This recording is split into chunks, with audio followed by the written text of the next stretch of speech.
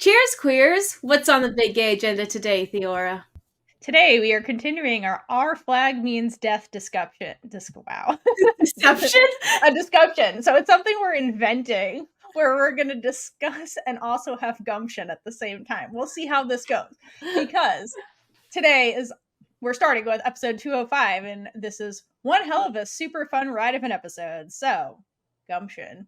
Gumption? What is the definition of gumption? Google it. You told me not to Google. Okay, we'll do it it's later. For the listeners at home, and then they can tell you in the comments. Challenge? Who will accept that challenge? Tell me what the word gumption is, because all I'm thinking of is gumbo right now. No, it's not food. Oh my god. Gumbo would be amazing right now. It would be. Okay. Maybe this will turn into the gumbo episode. Who knows? Either way, episode 205. That's where we're starting today. Just for some reason, that reminded me of the chicken, dinosaur chicken nugget stuff. Anyway, if you're listening in audio form, please make sure to download this episode onto your device and leave a review wherever you can. Do whatever you can do for podcast episodes. Just do it. Go to third-party review sites, review us, share it with your friends. We just want to spread the joy of queerness, queer media, whatever it is. Anyway, if you're watching this on YouTube, please be sure to like, subscribe, and comment down below on this video. You already have a task. Tell me what the heck gumption means. Yes. Go head over to our Patreon where you can watch our full length of the reaction videos. If there's enough of you requesting it, maybe we'll do some more. You can get these episodes at least 24 hours early, including interviews. So that is also a good incentive to go check out our Patreon. And you also support us and our progress with making queer content and bringing it to you all. We need to keep going, but we can't do that without you. But even just watching right now, we appreciate it. We have merch on our website, so go check that out and join our Discord so you can come talk to us about all the media. If you're like Theora and me, we go through life and we just want to talk about the queerness and TV shows. That is all we want to talk about, really. Yes. Everybody around us doesn't understand that. Okay, so they're just like this, very bored, listening to us shout about queer content. So if you relate to that, jump in our Discord. We will nonstop talk about it with you. And then make sure you're following us on all social media platforms at Big Gay Energy Pod. We ask you some questions, and then you can be featured in our episodes as well. Yes. I think that's everything. Theora, you have anything to add? No, I think that's everything. And we have some listener write-ins for when we get to the end of our flag means death and talk whenever about that will be. 3 could have been. Yeah. It's going to happen, Kaitlynn. It's fine. Sadly, it will happen. But let's we're not at the end yet. Now we're at episode 205. So let's get into this one. So this episode, Ed's back. Ed's back on the revenge, and there's some mixed feelings about. It's like 99.1% mixed feelings. The 1% being Stede, who's thrilled, and everybody else is like, ooh. So it opens with Ed in front of the crew, apologizing, kind of, without actually apologizing. So they're talking it out as a crew, and Ed starts by thanking everyone for welcoming him back to the community, which he sounds like an addict, and it's really funny. And part of his trials and repentance, rather, is he has to wear a bell like a cat so he can't sneak up on people anymore. And this was Black Pete's idea, and I'm pretty sure this came from Lucius, getting 100%. Attacked, and he's like, put a bell on that bitch, because they're all afraid of cats, and they're like, cats are less scary with bells because you can hear them coming. So I love the cat themes that keep popping up because I think it's hilarious. That is very fair. Is that why they put bells on cats? Yeah, so you can hear them, because otherwise you can't hear them. They're they silently stalk and stuff. Meanwhile, you have my cat who takes his collar off. So no point. So some cats gotta sneak, and they're not going to let you, human, get in the way of them sneaking. But I mean, they finally got a ship cat, which I think is kind of adorable, because this Ed wearing a bell collar is very cute and adorable. It really is. And I love that he's like a cat too. He's like, it's really tight. And it's not tight. You can see it on his neck. So the rest of this whole like quote apology is just like, okay, the best way I can describe Ed's quote apology is basically he handles this whole thing like a CEO that refuses to take accountability for his fuck ups, because he's like, we're all just gonna move forward from this and it's no one's fault and blah blah. And everyone's like, you tried to kill all of us. This is 100% your fault. And he's like refusing to own it in this moment. So it's very like CEO refuses to take responsibility kind of thing. 100%. On the spaceship, which I think is my favorite moment of this entire conversation, is him continuously calling it a spaceship. It's a safe spaceship. So as imagined, this lack of real apology does not go over well with the crew, but Stede's like, hey, it's progress. Nobody tried to kill each other in this conversation. That's great.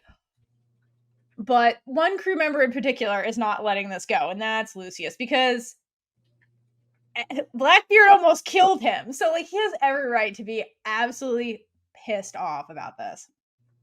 And like Lucius is definitely like a good example of somebody going through something traumatic, at least in his eyes.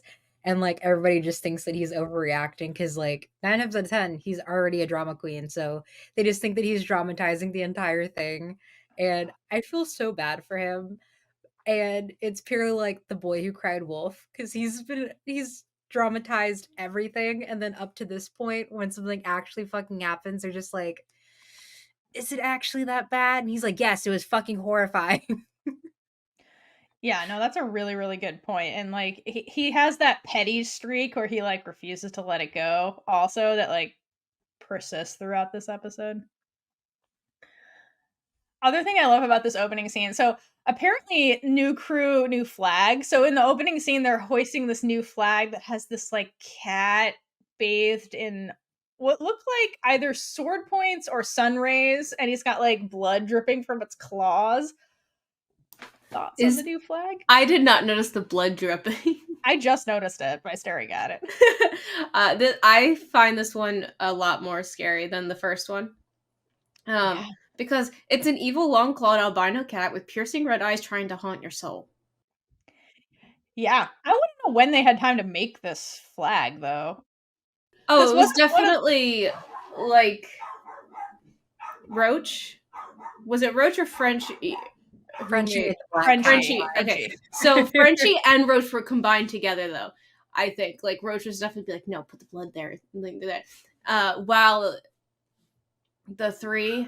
I mean, I guess they would have made it before this, but the trio was just messing around on the ship up there while Stede was getting Ed ready with the cat collar and be like, all right, so you're gonna do this, you're gonna go up there and you're gonna apologize. That's all you have to do. Like, you're just gonna own your mistakes. I mean, he didn't do it, but like that is my theory. That's a good theory, because my question was like, when did they make this? Because this wasn't part of the original batch from season 1, and like when we ended season 1, Ed had the Blackbeard flag slightly modified with the heart. So like, when did they make this flag? So that's fairly recent.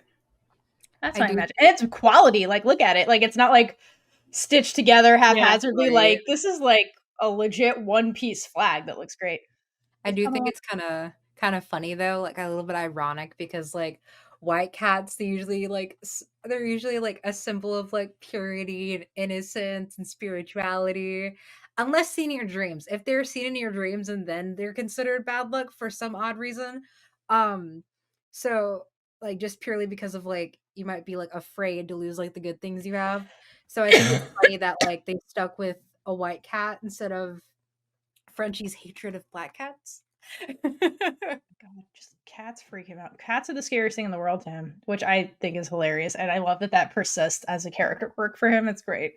I absolutely love it, and I do think it is a nice touch though, for like symbolism purposes, that they chose a white cat, just because of like new beginnings and like moving forward and stuff like that. Definitely was not the intention that Frenchie and possibly Roach were going for. I don't think that they knew about that. I think they just knew that cat's bad. Yeah, literally. Cat's bad. Gotta make it pop on the black sail. That's the thing. They were like, well, it's a black background. I think the other one wasn't a black background. So they're like, how do we get the cat to even be seen? Because you want them to see it from far away to be scared of it. These are all good theories, and I love it. I love how like we're just like, yeah, Roach helped with this 100%. Look at this. This has him all over it. All right, so speaking of Roach, so Lucius then starts like going to everybody to like cry wolf, like you said, Zoe, and he goes up to this Roach, and Roach is like, he's like, well, did anybody notice that the words "I'm sorry" or "I apologize" did not come out of Ed's mouth? Because everyone else seemed pretty satisfied with the weird CEO speech he gave. And Roach says, like, well, I've never heard an apology before, so like that was perfect to me. And I think this scene, while he musing, is a little bit of like a reality check for like the audience, because like this is what pirating was like for the crew, right? That the crew had very little power or rights. They were kind of at the mercy of their captain.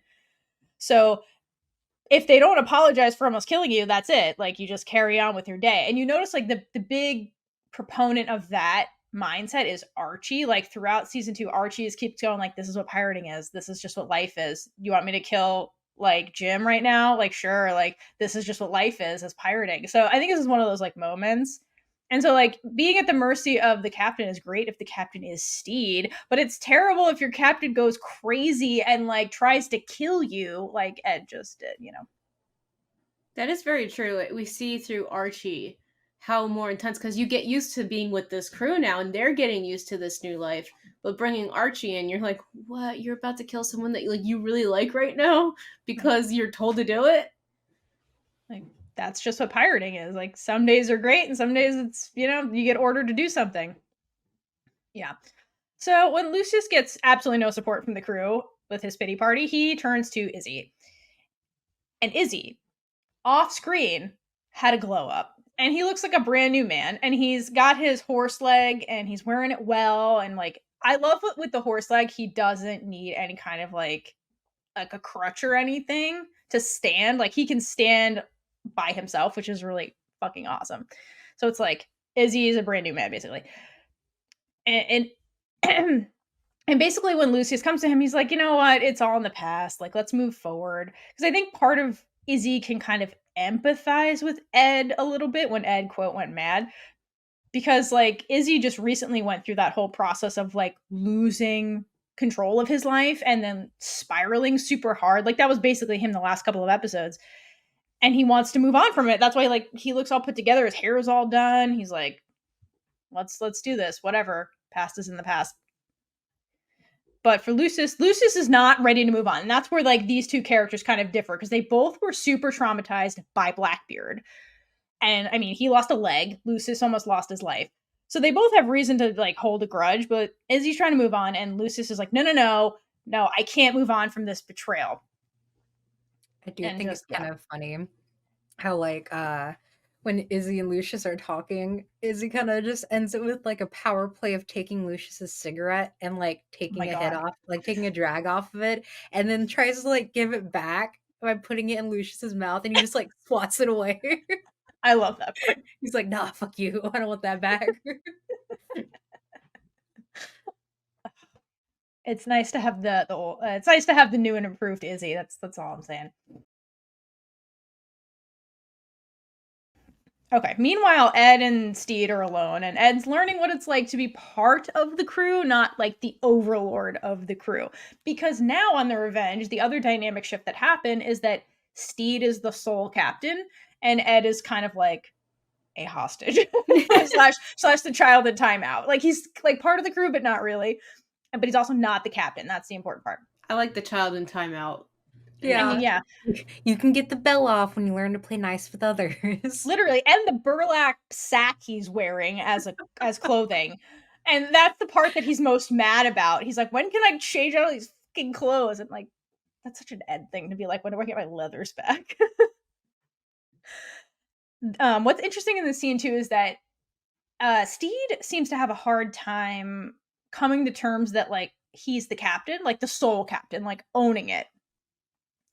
And I love that in the scene, Ed gives him this pep talk where he's like, no, man, you got to say it like you mean it. You got to mean it. And like, it's really cute. And so Stede is trying to be like, I'm the captain, please. Like, and Ed's like, you got to work on your mean voice. Which, does Stede have a mean voice? I mean, Stede's so used to being told what to do by everyone in his life that it's hard for him to stand up for himself and make the decisions because he never had to. I mean, except, leaving his entire life behind. But yeah, the only time we really saw him with like a mean voice was with Calico Jack after he killed Carl. Yes. Oh my god, yes. No, that's true. That was the birth of Stede's mean voice. Yeah. That's a really good point. But also, like, he was the sole captain of the Revenge before Blackbeard showed up. So it's interesting now that he's like has imposter syndrome a little bit. Because part of the crew is now Blackbeard's crew, like Izzy's part of that crew. So it's not just like his ragtag, like, quote, group of pirates. It's like actual legendary pirates, and he's the captain. So I think that's part of where the intimidation come from. Like, because before it was him and Ed, being co-captain of that group, And like not even just that, because like when Stede was just solo captain before Ed came, his crew wanted a mutiny against him. Yes. So like I don't blame him for like being kind of anxious about being the solo captain again after almost getting mutinied against. And also the same exact crew just mutinied against Ed. So like, yeah, there's like, oh, I'm stepping into that role. So yeah, there is also that. That's true. Reality of pirate captaining. Okay, so in this conversation, Ed's also like, okay, what do I do to get out of probation? Because I hate the bell and the burlap sack. And Stede gives him advice as the captain to like, hey, stop pissing people off and maybe just go fix something and be useful. Win them back by actually like contributing to the crew is basically what he's saying. So Ed wanders off to go fix a latch on one of the main doors that leads from like the interior of the ship to like the exterior. And this scene is cute where he's fixing the latch and he's basically having verbal therapy with himself where he's like, it's not your fault, latch, that you're broken. Like he's basically like talking to himself as the latch, because while Ed has come a long way at this point and like he still has that, like, he's still healing. He's still on a journey to heal. And it's not something that's going to happen overnight. The same with Izzy, right? The two go on this like healing journey that's really beautiful this season. So I love that he's like talking it out with the inanimate object as he's fixing it. So like symbolically fixing himself. Because there's no way for him to talk it out as a crew. Yeah, no. That ship well, is the Salem. crew hates him right now. Like, yeah, that's why. It's like he needs to talk to inanimate objects. It's cute. It's catharsis. I mean, just hearing like how little his voice is like doing this stuff, I just want to give him a hug, and I blame his father. Oh yes, for everything. I will say though, Lucius getting the shit scared out of him because he didn't realize Ed was there was absolutely hilarious. Like the whole point of the bell was so he can't sneak up on people, and then Lucius comes and he's like, "Oh fuck." It's like Lucius inadvertently snuck up on Ed is kind of the thing, and he's like, fuck, I didn't think of this scenario.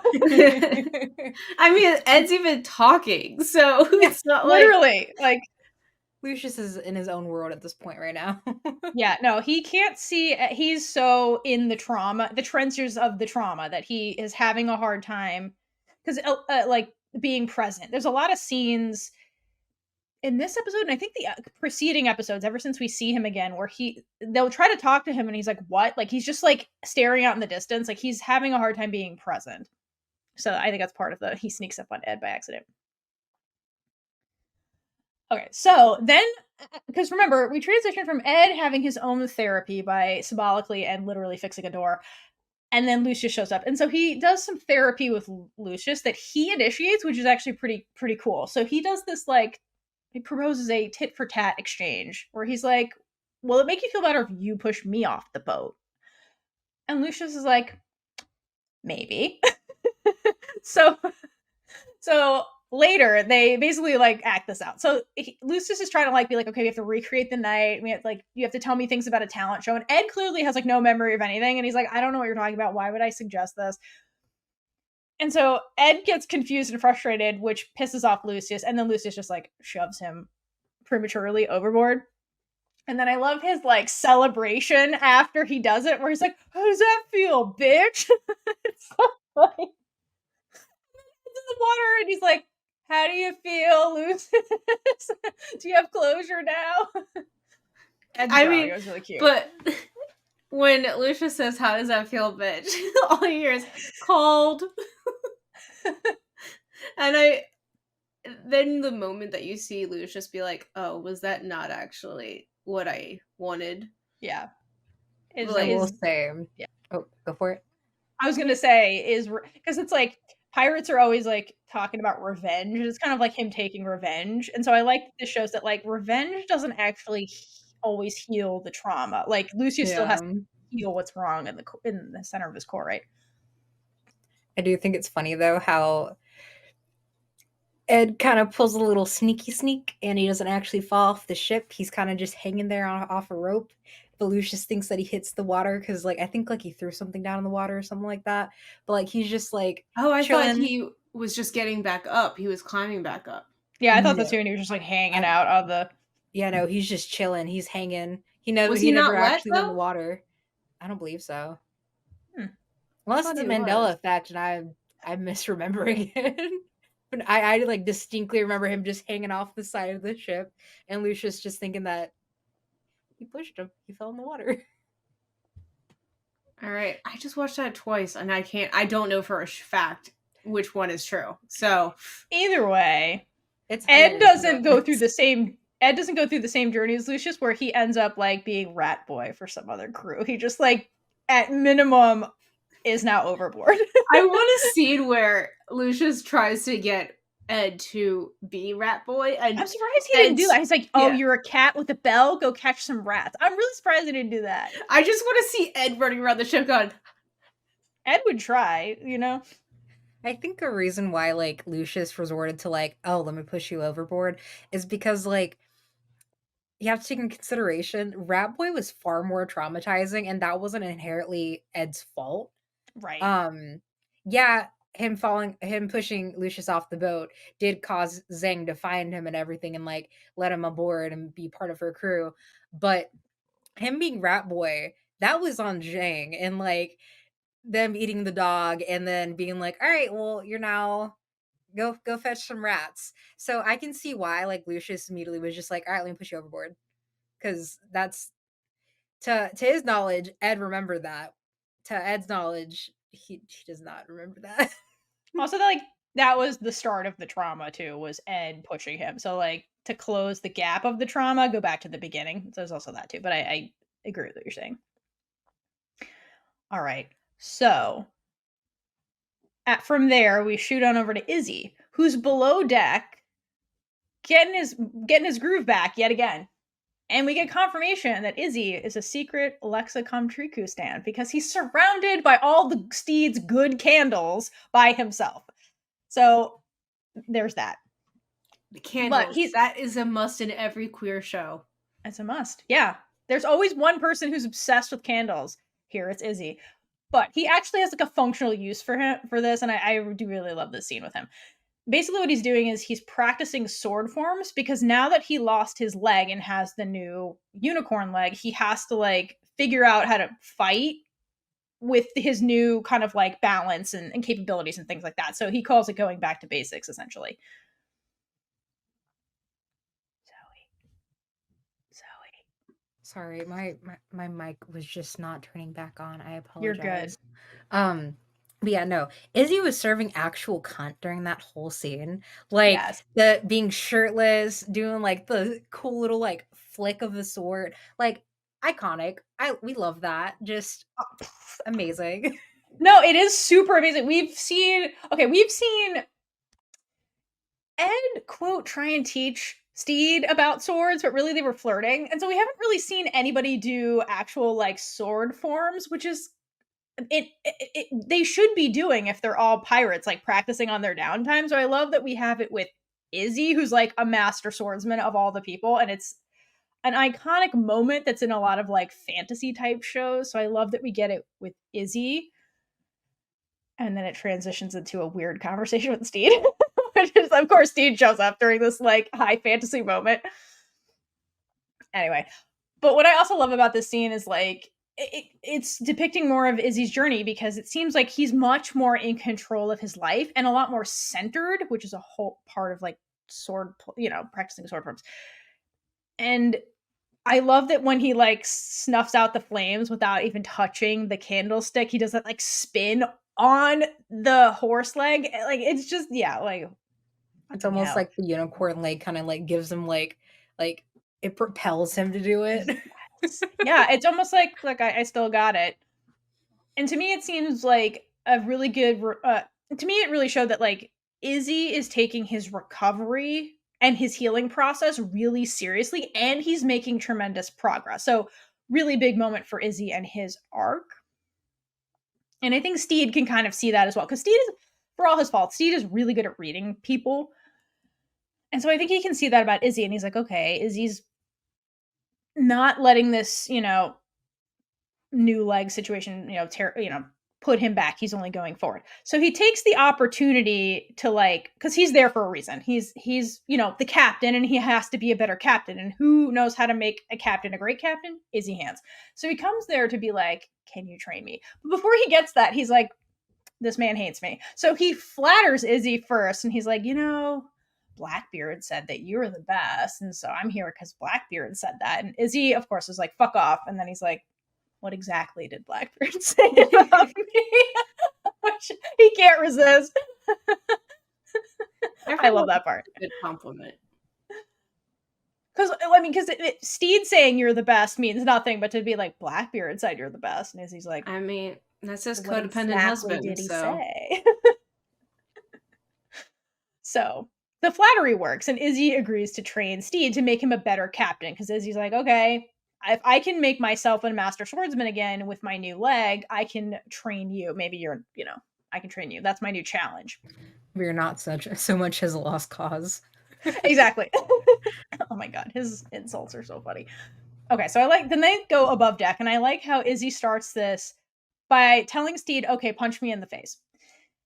And the look on Stede's face, it's like this, he's contemplating it, right? Because I think this is something Stede would have loved to do, especially after the whole Izzy betraying him and Ed at the end of season 1. But Stede is a smart man. He has an agenda. Like, his agenda here is to get closer to Izzy and become a worthy captain, mostly in Ed's eyes and in his own eyes. So he hesitates after Izzy asks this, just long enough for Izzy to punch him in the abdomen. But like the look on in his face was like he was considering it, It was like, ooh. Not to mention, knowing Stede, he probably thought that was a trap. So for sure, probably also added to the hesitation. Maybe he's like, I'm gonna me anymore. Punch you, and you're gonna stab me in the stomach. Right, like exactly. Times you have before. Yes, Stede has every right to be scared of Izzy.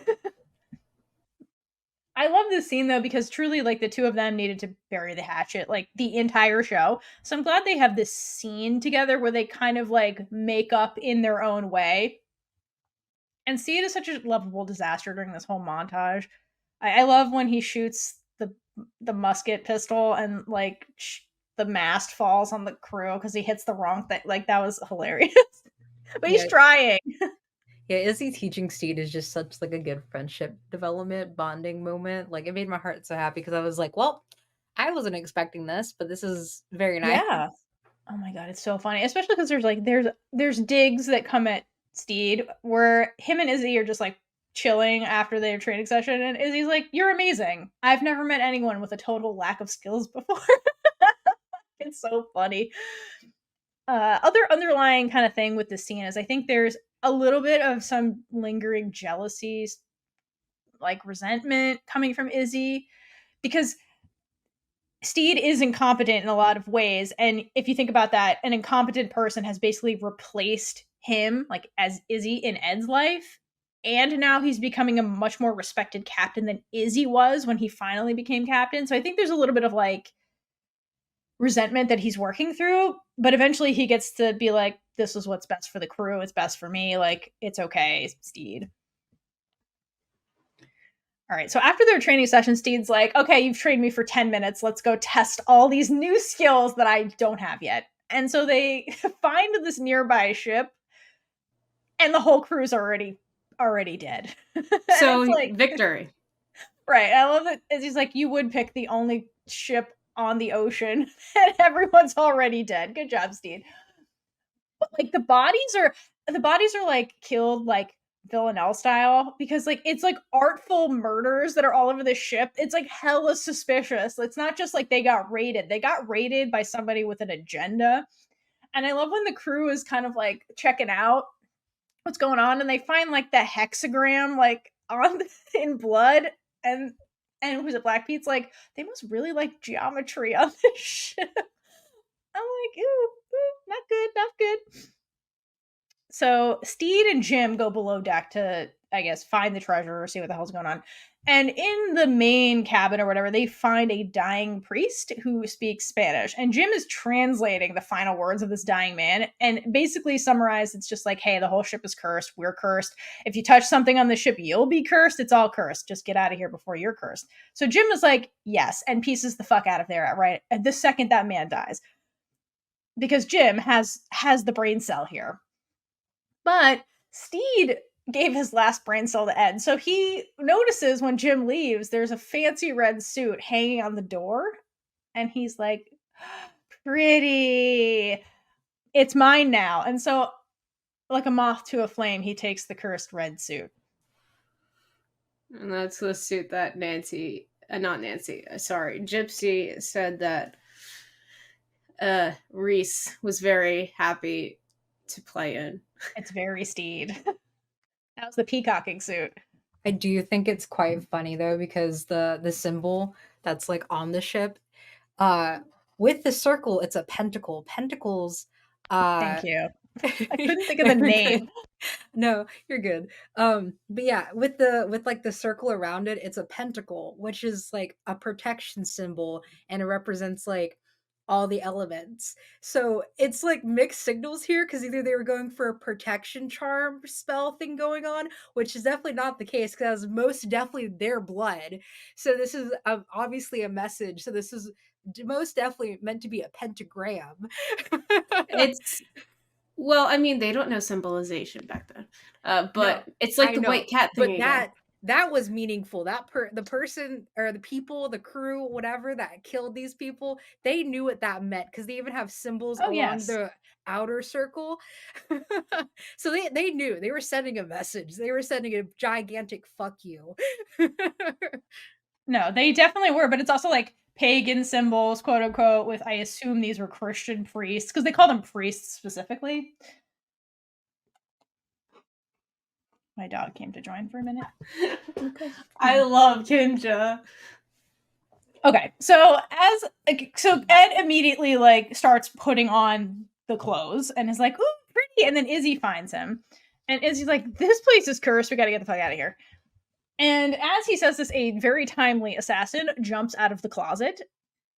And Stede, like, must have learned some skills, because he does this like swirl and like punch, and he decks the dude, and is just so proud of himself. He's like, Izzy, I did a punch.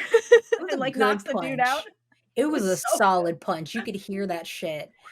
It was also so adorable. He's like, I did what you taught me to do. Are you proud of me? Very much so, a little kid.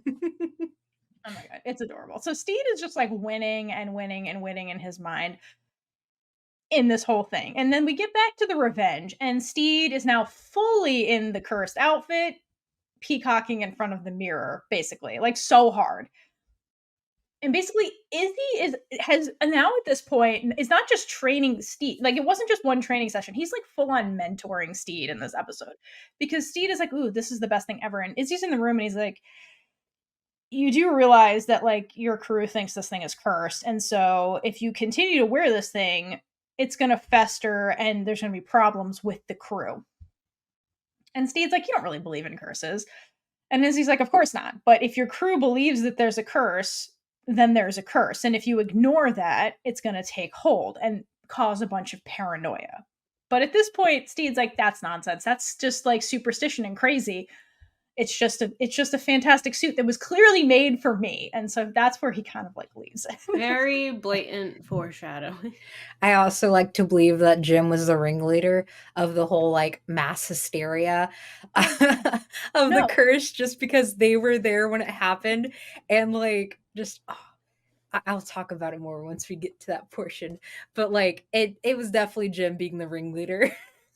Oh no, it's definitely Jim, because when they get back to the crew, the ship, and they're celebrating with the champagne, everybody's cool until Jim's like, that suit is cursed. So Jim does start it in front of the crew, and you just see the paranoia starting to spread from Jim. Because no one would have known if Jim didn't say anything. Yeah, it's just a suit. Exactly. So yeah, Jim does fan the flame of the paranoia. Oh, maybe the pentacle was there because of cursed things, and they were trying to protect themselves with the blood, and they sacrificed one person to do it. That is a decently like, that's a lot of blood. So like I would say maybe 2 people. just to make sure like there was enough, because like it was very intricate symbolisms and everything. So it's I'm revising this theory. They were raided. Some you know, crazier version of Buttons put a hex on them. And so they think they're all cursed. They killed a few people, so they're trying to use their blood to make this pentacle, and then the raiding people just killed everybody in general. Yeah, it might have been like mass hysteria on the ship, and then they convinced themselves that they were cursed, and that's what induced the mass hysteria, and then that all happened. I get where you're coming from, and I really like that theory. I wish they would have expanded on it more, because that would have been really interesting to see what actually happened.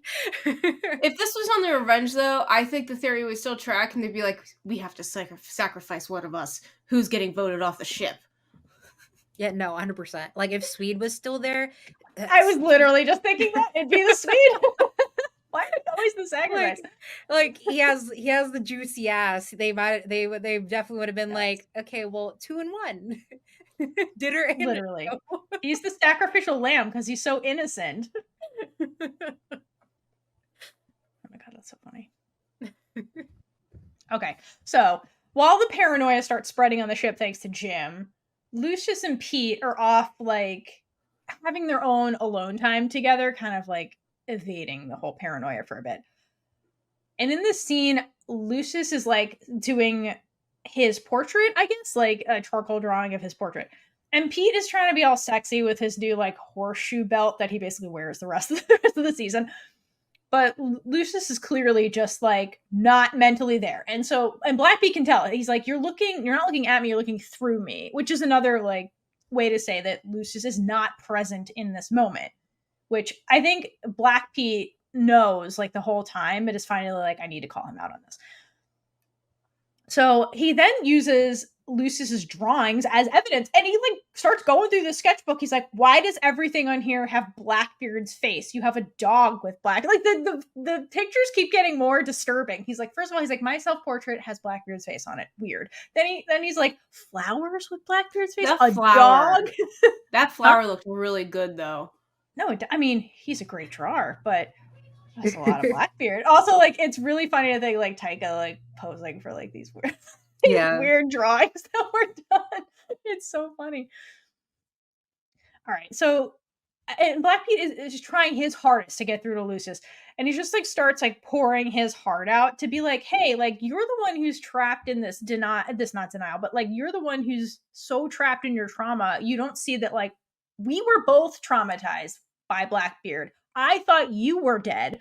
I would wake up at night crying because I thought I heard your voice and like things like that. And I think that like kind of gets through to Lucius a lot, to be like, oh, it wasn't just me. It was also you.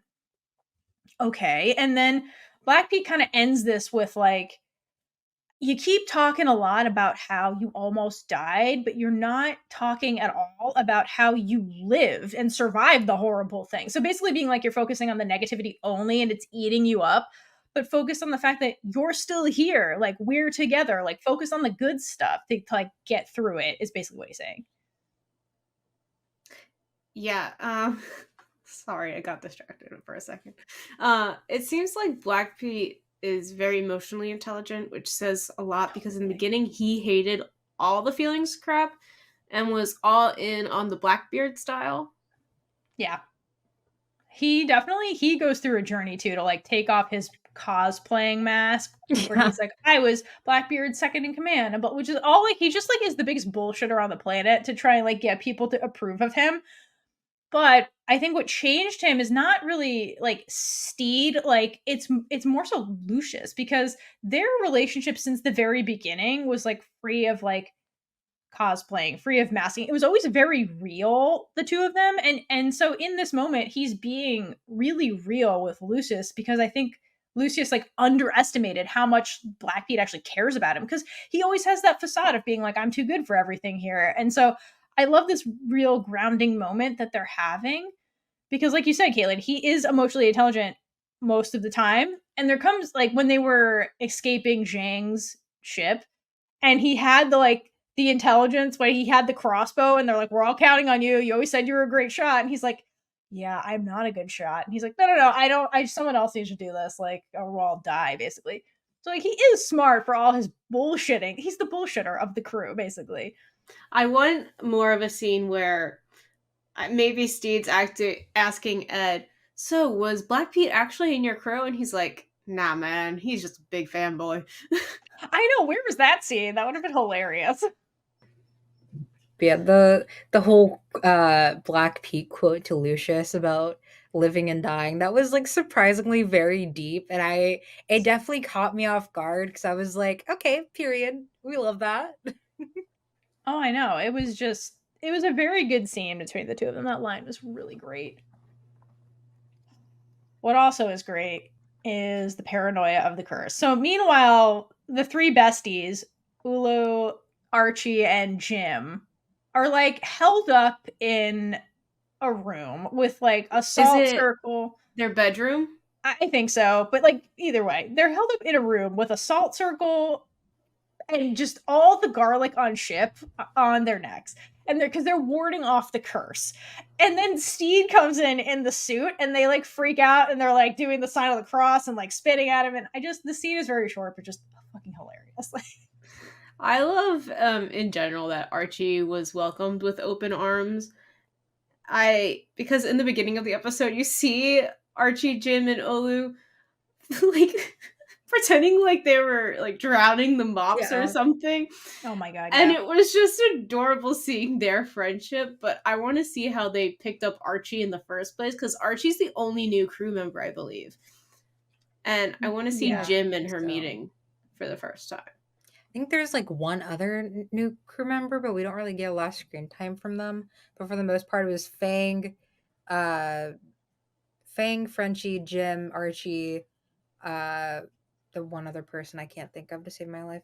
And I'm pretty sure another original Blackbeard crew member, but I think that person also may have died prior. That person, I'm not entirely sure. Yes. I forget that character's name, but he died, and they had a mention in the very first episode where Fang was like, that character died, and Blackbeard didn't bat an eye. Yeah. So yeah, I think somebody didn't come back for season 2, and they replaced that person with Archie. They're like, you didn't have enough lines for us to send you to New Zealand.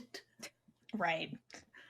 No, but it just cracks me up, because like, you know damn well Jim just came back and was like, meeting now, and like they just conversed with like literally Archie and Olu, and like Jim's just like, dude, we're fucked.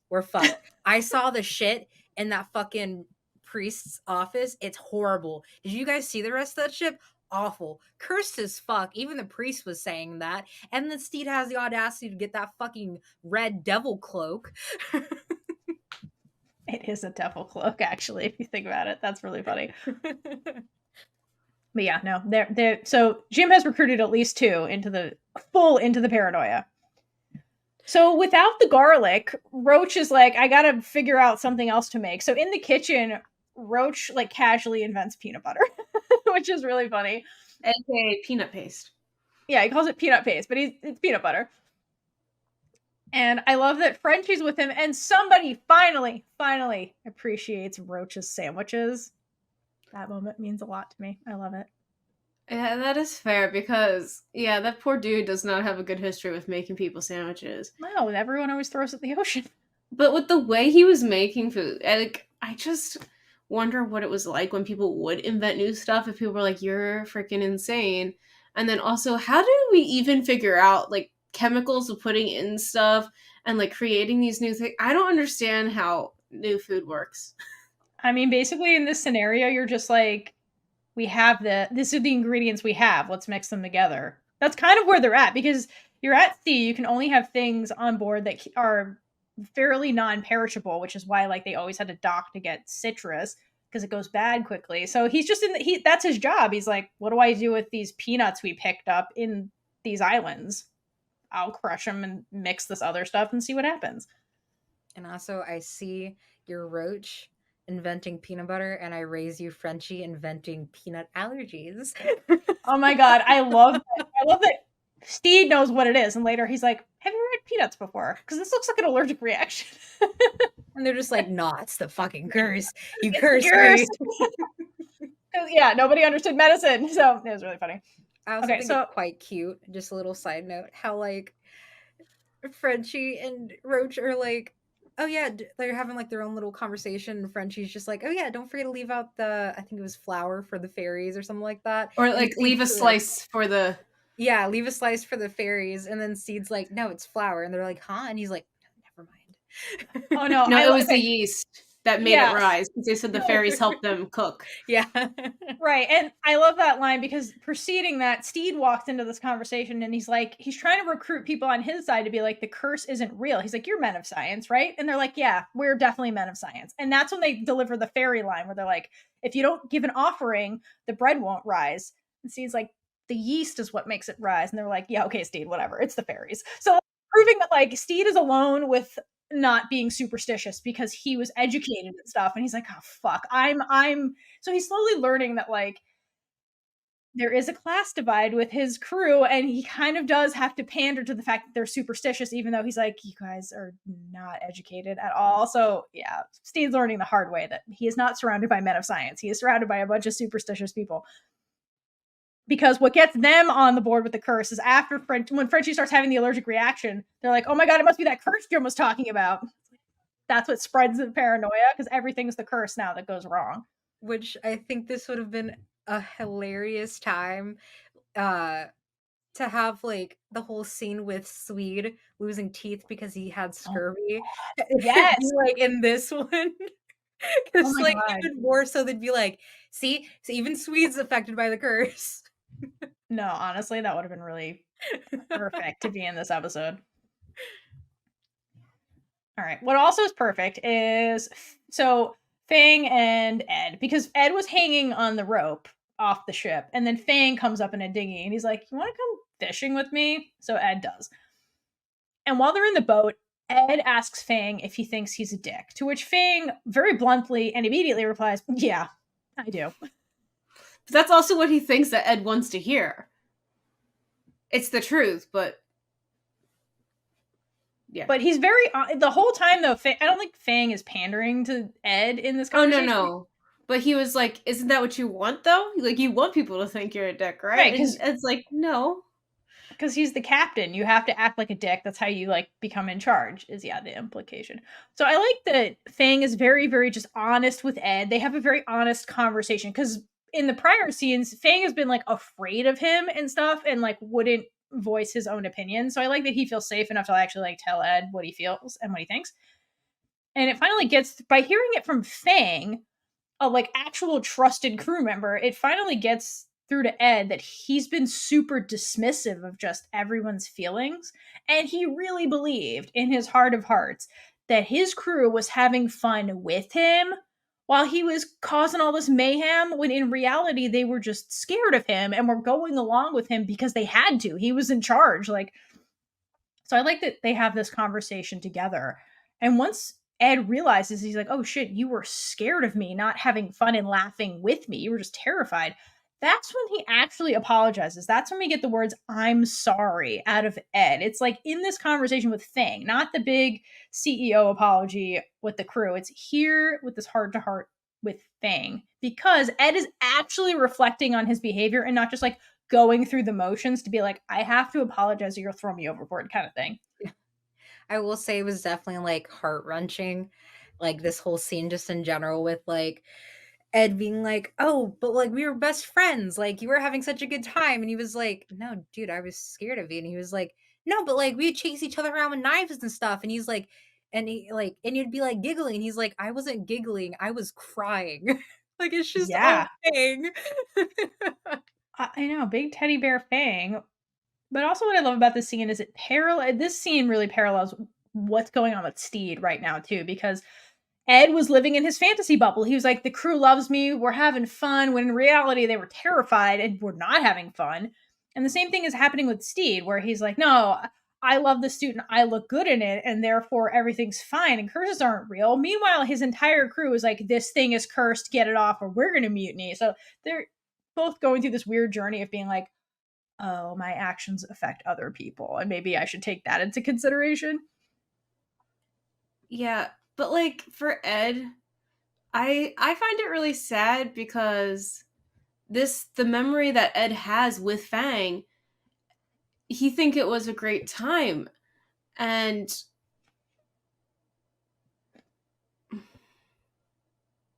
sorry, give me a minute real quick. I thought I knew where this was going.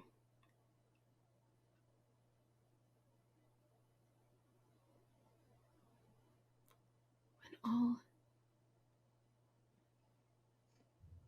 Also, just because I know we're probably going to cut this part out, I didn't know you were drinking Starbucks. You might want to cover up that logo or pour it into a different cup, because there still is a strike on Starbucks since they're still actively funding the genocide in Gaza.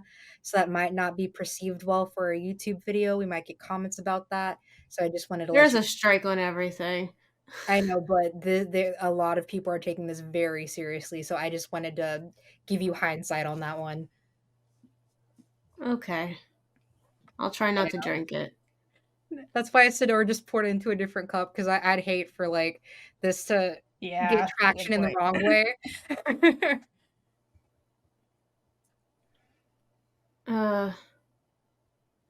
We can just skip it.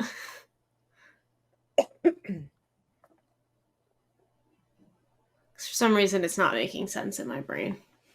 I think basically what your note is just saying is that Ed, basically all of his like happy memories are actually like dark memories, and it's basically like he's coming to terms with the fact that like his memories are not matching reality. His reality is much darker than these memories he's clinging on to, and it's his fault that it was like that. Basically, it's purely fueling the whole unreliable narrator type aspect. Yeah, and there's a scene we'll get into a second with Izzy too, where it kind of explains what Blackbeard is. It's a trauma response to be like, this is all super traumatic, let me just make it happy in my memory so I can move on, is basically what happened.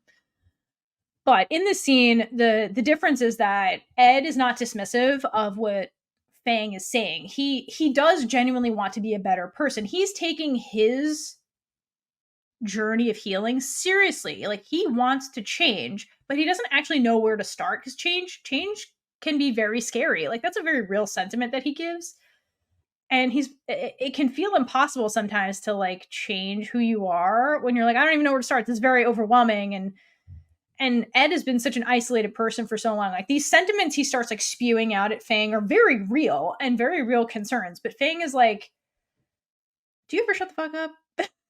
Like, do you ever shut up long enough to just like listen, to be present and like actually listen to other people and not make it about yourself? So I love Fang's like brilliant observation, and the fact that he's like, why don't we just like shh, like be good, play the quiet game. If you can be quiet long enough to catch a fish, then I'll talk you through your feelings. So like it's kind of like what Lucius needed too. He's like, maybe just be present for a minute and like get out of your head and your spiraling bad thoughts for a minute. And I love that Ed actually does do this, and like long enough to learn things about Fang, showing that like, again, Ed is capable of changing and like bonding with people and not making it about himself. Because the story with Fang before is like, hey, we had that fun with that game I wanted to play where I was chasing you with knives. Like, it wasn't like Fang being like, let's play a game. It was Ed doing it. So this is a big growth moment, and I think it's a really cute one. And I mean, it is everything with Fang being so burly and manly, and then just being like, oh, I was terrified. Like, I was screaming, you scared me. It was, I love him. He is so cute. I love Fang. I want a hug from Fang. My statement still stands. I ship the fuck out of him and Auntie. You know, Auntie needs someone soft. Fang. Okay. All right. Then we move over to Lucius and Izzy. So at this point, Lucius has failed to recruit 99% of the crew to join him in his misery campaign. So then he tries Izzy, who, like I've said previously, has every right to be pissed off at Ed because he took his leg. But at this point, Izzy he's a changed man. He's in his unicorn era, so he's not having any of this. And even when Lucius is like, he took your leg, blah, blah, blah. And Izzy's like, did he? Because I recall a shark taking my leg because I hung it overboard close to where they feed. So, like, shame on me. It's shark-infested waters. So Lucius calls him out for what he's doing, and he says, oh, using a bit of fiction to cover up your trauma, are you? And Izzy's like, not moving on is worse. So I love this exchange. I think it's so great. And this is what Ed was doing, where it's like you paint the past in rose-colored glasses so that you can compartmentalize the trauma and keep moving forward. Otherwise, you end up like Lucius and you're just stuck in the bad place mentally, and then you can't live. Like, you're just trapped in your mental state, and it just affects everything around you. So I love that Izzy has this conversation with him. And then he hands Lucius the shark, the danger, as the peace offering, and Lucius is like, I love this. I also think it's kind of like a genius idea of what Izzy did, just for the sheer fact of if somebody goes, how'd you lose your leg? Saying, oh yeah, my captain went on a rampage, Blackbeard. He went on a rampage, and I was the main victim number one. Like, I was his little whipping stone. And he took my fucking leg. Like, that doesn't really a very, very sad and pathetic type of deal. Whereas, oh yeah, I was just being a dumb fuck. I wasn't thinking. I didn't realize that there were sharks swimming around in their feeding area. Had my leg over the side of the ship. I just hopped up, tromped it off. And there's a lot of people back then who would definitely fucking believe that shark story. So, like, why not add a little pizzazz to your trauma? Yeah. I mean, if you think about it, this is the Kraken killed my father. Mm-hmm. Right. We've seen Ed do this exact same thing before, right? That also, is like, very it fair. gives Izzy a bit of clout where he's like, I survived a shark attack. Mm-hmm. Versus like, I pissed off the wrong person and he took it out on me. It started with my toes, then took my whole leg. Yeah, maybe eat my toes. Not the best texture. Let's leave If that he part tells the truth, he's just like another victim of Blackbeard. Exactly. Yeah. And Izzy provoked Blackbeard. It's Izzy's fault he was in that situation too. Not to mention, Izzy is definitely not the type of guy who like wants sympathy. Totally. Like we saw when he did get sympathy, he had a mental fucking breakdown. So like even more so having the shark story, like, yeah, you get some sympathy, but not as much as being known as one of Blackbeard's victims. Yeah, that's a good point. Again, it's very in character for Izzy to be like, yeah, fucking shark lobbed my leg off. Yeah, it's just like, this is part of life. It happened. Let's move on. That is very, very Izzy. That's a really good point. All right, so back to the curse suit. At this point, the curse suit is killing Frenchie because he's having an allergic reaction to peanuts, which Stede points out, but everyone thinks it's the curse. It's the curse. There's no other logical choice, Theora. It's the curse. So Stede tries so hard, but he is losing the battle to keep this suit. So he walks into the lion's den of everyone who thinks it's real, and they basically attack him to try and get the suit to get rid of it. And in the process of this, of him is fleeing this, the barbarians rip the pocket. And I need to take this moment to play taps for the suit. We're sorry, pocket. Theora, you and taps. I had that thing like #1 on my computer for so long because you kept putting it in episodes. You have to put it in episodes. It's what you play for a fallen comrade. To be honest, when it said rip pocket, totally forgot the pocket got ripped. So I thought it was like, all right, we'll rip our pockets in terms of like money monetization, because it's definitely not DCMA friendly. R.I.P. pocket. All right. So at this point, Stede has to come to terms with the fact that the crew thinks the curse is real, even if it's not, and he has to get rid of the suit to make them happy. So he brings it to the crew, and he's like, all right, it's obviously cursed. I validate what you're saying, which was hilarious. And Jim's like, so you're saying it's real? And he's like, I'm saying I believe you believe it's real. It's kind of like Ed's apology. It is. But he's like, I don't believe this is real. I think you think it's real. If you think it's real, then we have to get rid of it. But not the shirt. Finally, Ed has to, or not Ed, Izzy's in the corner. He's like, just tell them it's real. Just do it. It doesn't matter if you think it's real or not. And he's like, fine, you're right. It's real. It's cursed. Let's get rid of it. So yeah, he comes back and he's like, let's get rid of it, but it's just the jacket. He's wearing the rest of the outfit. He is wearing the shirt and the pants and the belt. So it's just the jacket that he gets rid of. The priest said if you touch anything, you will be cursed. Technically, they touched it. Even getting rid of it, they're still cursed. I mean, theoretically, the moment they set foot on that ship, they were all theoretically cursed. So exactly. I think Stede's just like, maybe if I get rid of the jacket, it will appease them enough. But yeah, exactly. That the rest of the outfit came with it. That's what I'm saying. He's like, honestly, I'll get rid of the flashiest piece. They won't notice the rest, and that'll shut them up. That way, I get some of the fancy clothes. They get rid of their curse, and we can move on with our day. So, this is a compromise without them realizing he's making a compromise, basically. Again, brilliant job, Stede. I'm picturing in 5 months, one of them, they're all just sitting around doing their own hobbies, and then one of them just goes, wait a minute, wasn't that outfit with the coat? And then they go through the whole thing again. And he's like, nothing happened for the past 5 months. Why is there an issue now? I mean, you would think of all people, Jim would be least suspicious of these weird curses, because wasn't Jim's argument to be women on ship curses everybody, and Jim was like, I've been on this ship the whole fucking time and nothing happened. So technically, Jim's not a woman, though. No, I know, but non-men on ships causes problems, and Jim's like, I've been here the whole time. What do you mean? So I will say, I 100% would think that either Archie would be the one to come to that conclusion, or Izzy would be pissed off at Stede and be like, hey, just to let y'all know, he kept the rest of the outfit. The rest of the outfit is equally cursed. You want to do something about that? I could definitely see Izzy fucking doing that just to get back at Stede for some bullshit he did. I was thinking Roach, but I really think it would have been either Buttons or Swede if they were still on the ship.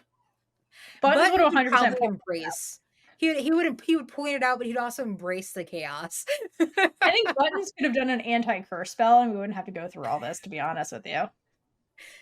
God, I would have loved to see that. Just them Me too. talking to Buttons, being like, "Can you uncurse us?" Using the power of Her Majesty the Sea. Yeah, no, that would have been amazing to have that. Did we talk about Roach saying, "Yeah, did Buttons actually turn into a seagull, or did you kill him?" And he's like, "No, he didn't." Oh no, he turned into a seagull. And he's like, "Oh great, still going with that one." Yeah, that's a great line. The whole cursed jacket is definitely my favorite arc, one of my favorite arcs of this whole season 2. It's just so good. It was so well played. Just the mass paranoia is just so delicious. It's so fucking funny. So then they have to devise a way to get rid of the curse. So the smartest thing to do is to basically pass the curse on to somebody else. So then they find a second ship to essentially invade. They capture the entire crew, tie them up, and then Stede gives them the jacket in front of his crew to be like, look, we're giving it to them. They're cursed now.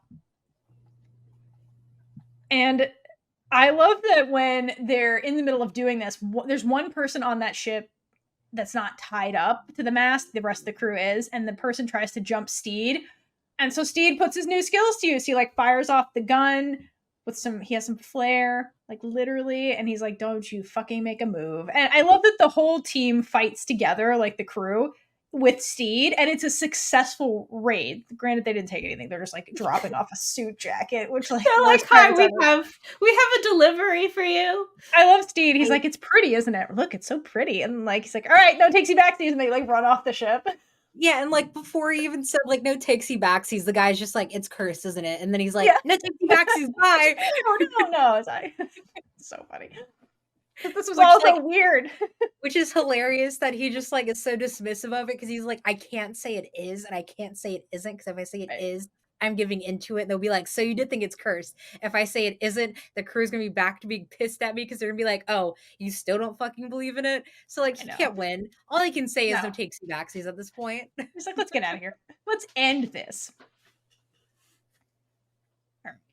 So that was the curse jacket. The other plot point that's going on is Lucius and Black Pete again. So we get back to those two, and Lucius makes up with Black Pete in the cutest way possible by making Black Pete feel seen. And what he does is he literally draws his face on like the wall of the ship. And it's really cute because he's like, I see you. I've drawn you. And then Lucius proposes to Black Pete. And it's so cute. It's so cute. Adorable. And I think it's even funnier because like their dynamic really shows because when Lucius is like, I have a surprise for you, Black Pete's like, you're not gonna throw me off the ship too, are you? Yeah. Like it's just I love it. He's like, this is weird. I'm being weird, right? And he's like, no, I love this. It's so cute. Oh my god, I love it. Again, I like the way the show takes the time to be like, here's more gay stuff for you. Enjoy. But like, oh, you thought this was just about a curse? Now let's get back to the queers.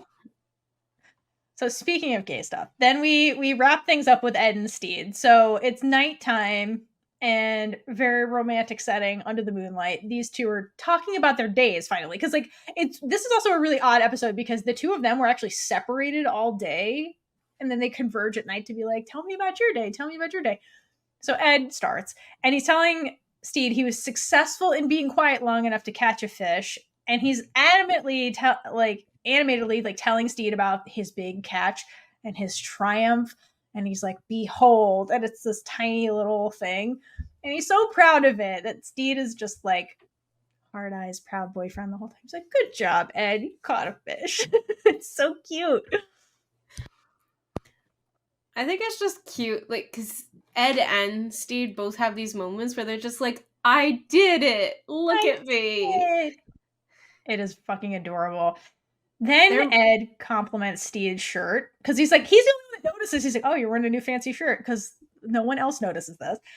And Stede admits that he's like, oh, there was this whole outfit, and it was cursed. So it sucks that Ed never saw him in the cursed outfit, because like Ed would have been super into that.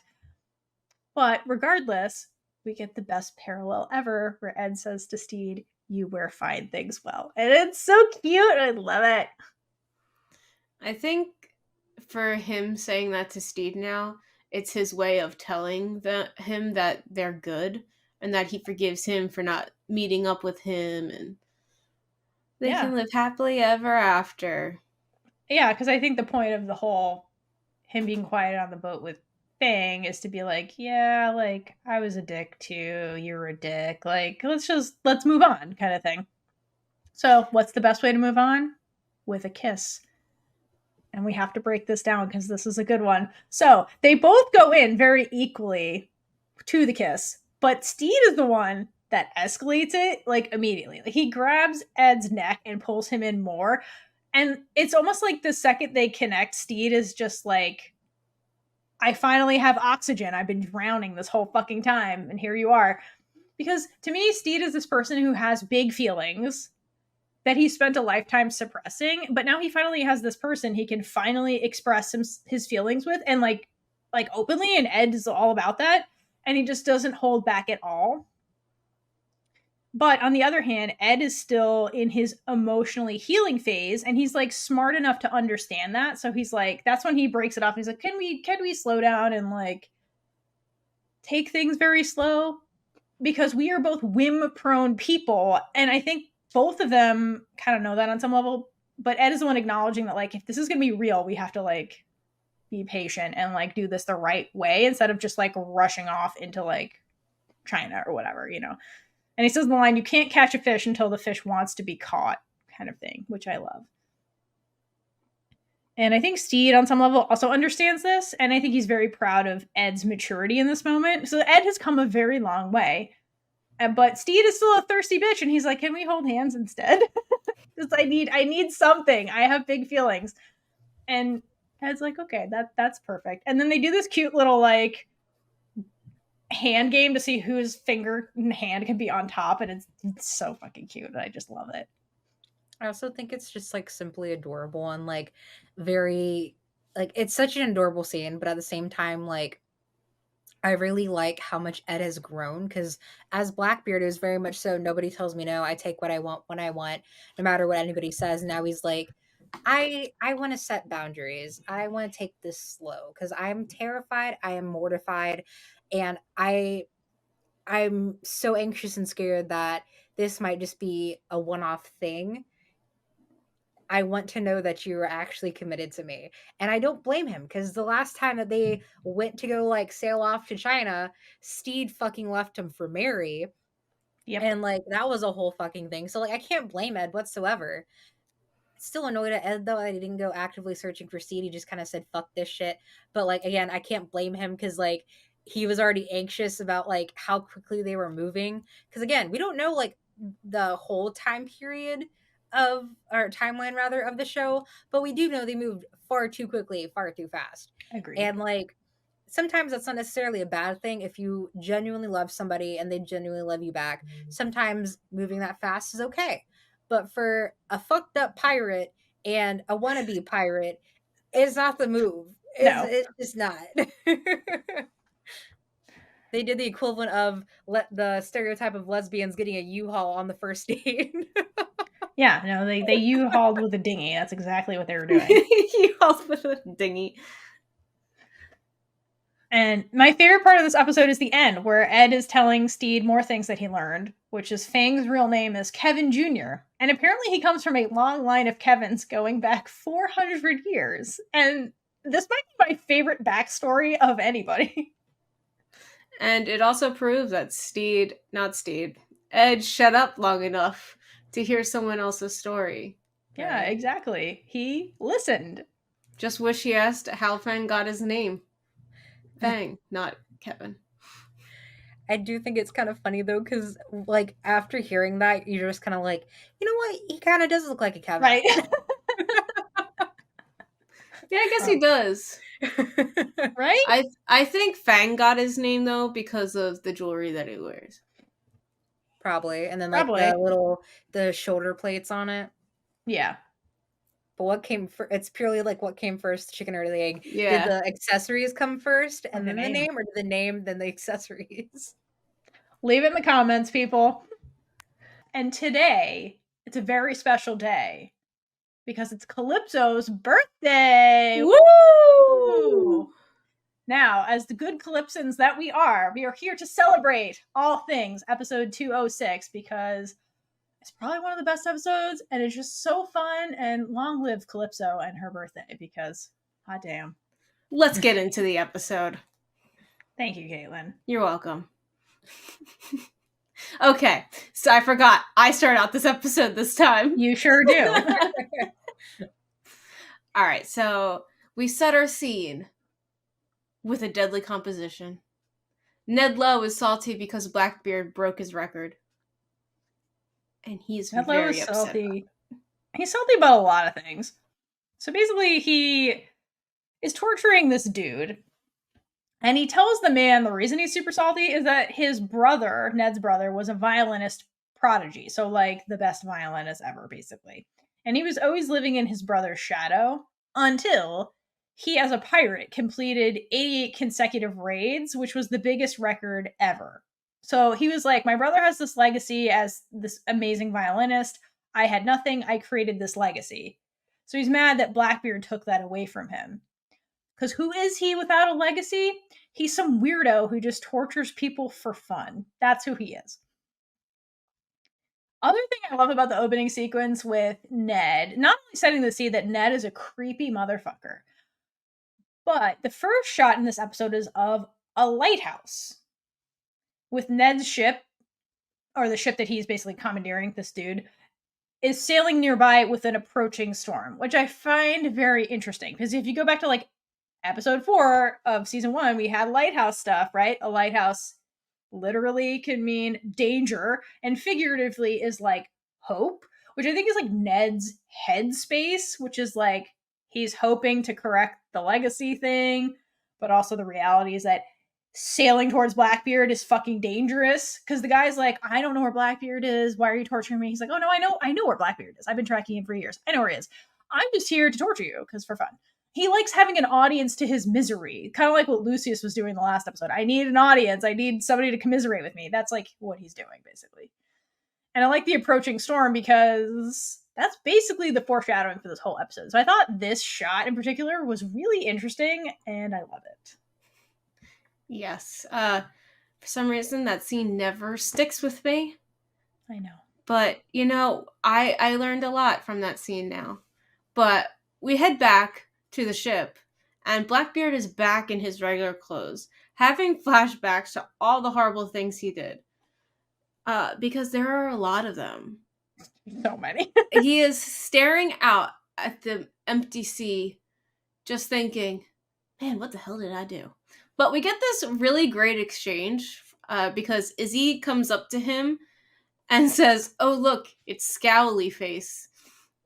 And then Ed... I love that insult coming from Izzy, because he calls everybody like a dick and like a genital of some sort. So for him to say Scowly Face is really funny sounding coming from him. So it's something Stede would say. Very true. And Ed responds, oh, look, you're talking to me again. Which Izzy then responds, yeah, sorry, I'm a bit drunk. I thought you were a roach. Which is just hilarious because I don't know how you get Roach and Blackbeard confused. I do love that line.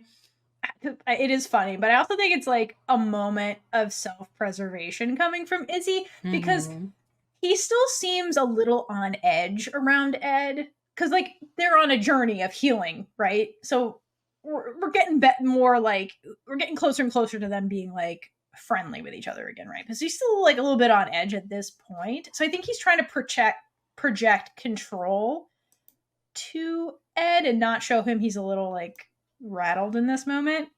Like things are getting better between them, but it's very, very slowly, because they did some serious damage to each other that they need to work through. Yes, they need couples counseling. Absolutely. Abso-fucking-lutely. Especially because Izzy has become an alcoholic to get through the day. And then Ed half-asses an apology about cutting off his leg. He's like, yeah, sorry about your leg. Great apology. I mean, he's getting better at his apologies. He did apologize. Yeah, that's he's saying big, sorry. Yeah. It was a very much so like needed interaction between the two, and like just the whole sorry I'm a bit drunk, thought you were roach, like that's just such like a nice little comeback that Izzy had for fucking Ed. Just I love it. The other line I love in this scene, because really Ed is like looking out over he's just kind of like looking out into the sky when Izzy approaches him. And remember in season 1, like Ed did that too. That's something Blackbeard did, right? As the captain, he needed to know like the wind speed, weather patterns to kind of dictate what they were going to do next. So he's kind of doing that now, like demonstrating that like he's getting back into like who he is, which Blackbeard mask or not, like at the end of the day, Ed is a very experienced and skilled pirate and like sailor and things like that. So he's like kind of getting back into like his skill set a little bit in this moment. And he says out loud to Izzy, I feel a storm coming, but I can't see it. And Izzy brushes this off as like, whatever, you twat. But he really shouldn't, because again, Ed is being more himself in this moment than he has been in a very long time, since like coming back from the gravy basket, the madness, all that stuff. And Ed has always had a real knack for reading weather patterns and sensing danger. So I think it's interesting that he's saying this. And then at the beginning of the episode, we had the scene of the lighthouse, the ship, and the approaching storm. So it's almost like Ed can sense that something's about to go wrong, but he can't see it. And my question is he channeling buttons in this moment to be like, Sea Witch is telling me something, I should listen? I do think it's kind of like a nice little, like the whole thing with like Ed knowing about like wind patterns and stuff like that, that really adds like more of a bite to him steering into that storm, because it's like he knew how bad that storm was. Because if that storm wasn't as bad, that scene would have never happened. But since he knew how fucked up that storm was going to be, he realized how much it would hurt everybody else if he just said, fuck it, steer, brake, oop, the steering wheel broke. Oh well. Like, he knew. It was so calculated, it's scary. Oh no, super calculated. And in that moment when he starts rattling off statistics, he's like, we could probably survive this, but if I blow the mast off, there's a 0% chance we will survive this. So I'm gonna blow the mast. Like, he very much fucking knew. Like, to your point, Zoe, that's a really good point. He is very calculated because he's a very skilled, experienced pirate, right? But yeah, that scene. Oof.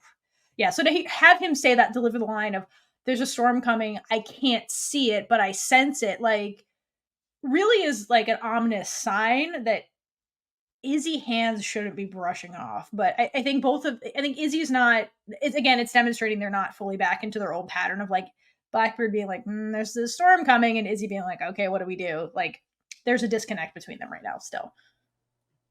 Yeah, that's a complicated dude. He is, definitely. So from here we go back to the whole crew gathered talking about partying, and Archie is very animated about telling the story. So basically, she's recounting a story where she hid inside a snake to like attack people and scare them. And then she's like, and yeah, I went in there and then I had to tear away myself out, and it was a great time. Anyway, how do you guys party? Well, I think it was more so like that was the party and she was the surprise coming out. Because the way they used to do, like, flapper girls would come out of cakes, I think they're trying to do the pirate version of that, to be like, well, they don't have access to cake material. How about a snake? That rhymes with cake. And it's more gruesome. So I think that's what it was. Like, she's like, and then I was at my birthday party, because that's what she says. And then she's like, what do you guys do? How do you guys party? Yeah. I love that was the play on the women coming out of cakes as like party surprises. I did not even catch that snake and cake rhyme, and that was beautiful, Theora. I love you. That sounds like something these writers would do. They'd be like, ha, put it in. I could see that happening in the writer's room. So they're basically, the entire crew just looks at each other like, oh shit, we rage. And they're everyone. But then Fang's like, this is bullshit. And he was like, do we really? Like, I'm not buying this shit. No, I love the delivery of that line, because Fang is sipping tea like he's having tea with the queen. Like, his little pinky's out, and he's looking all posh and stuff, and he's just like, do we though?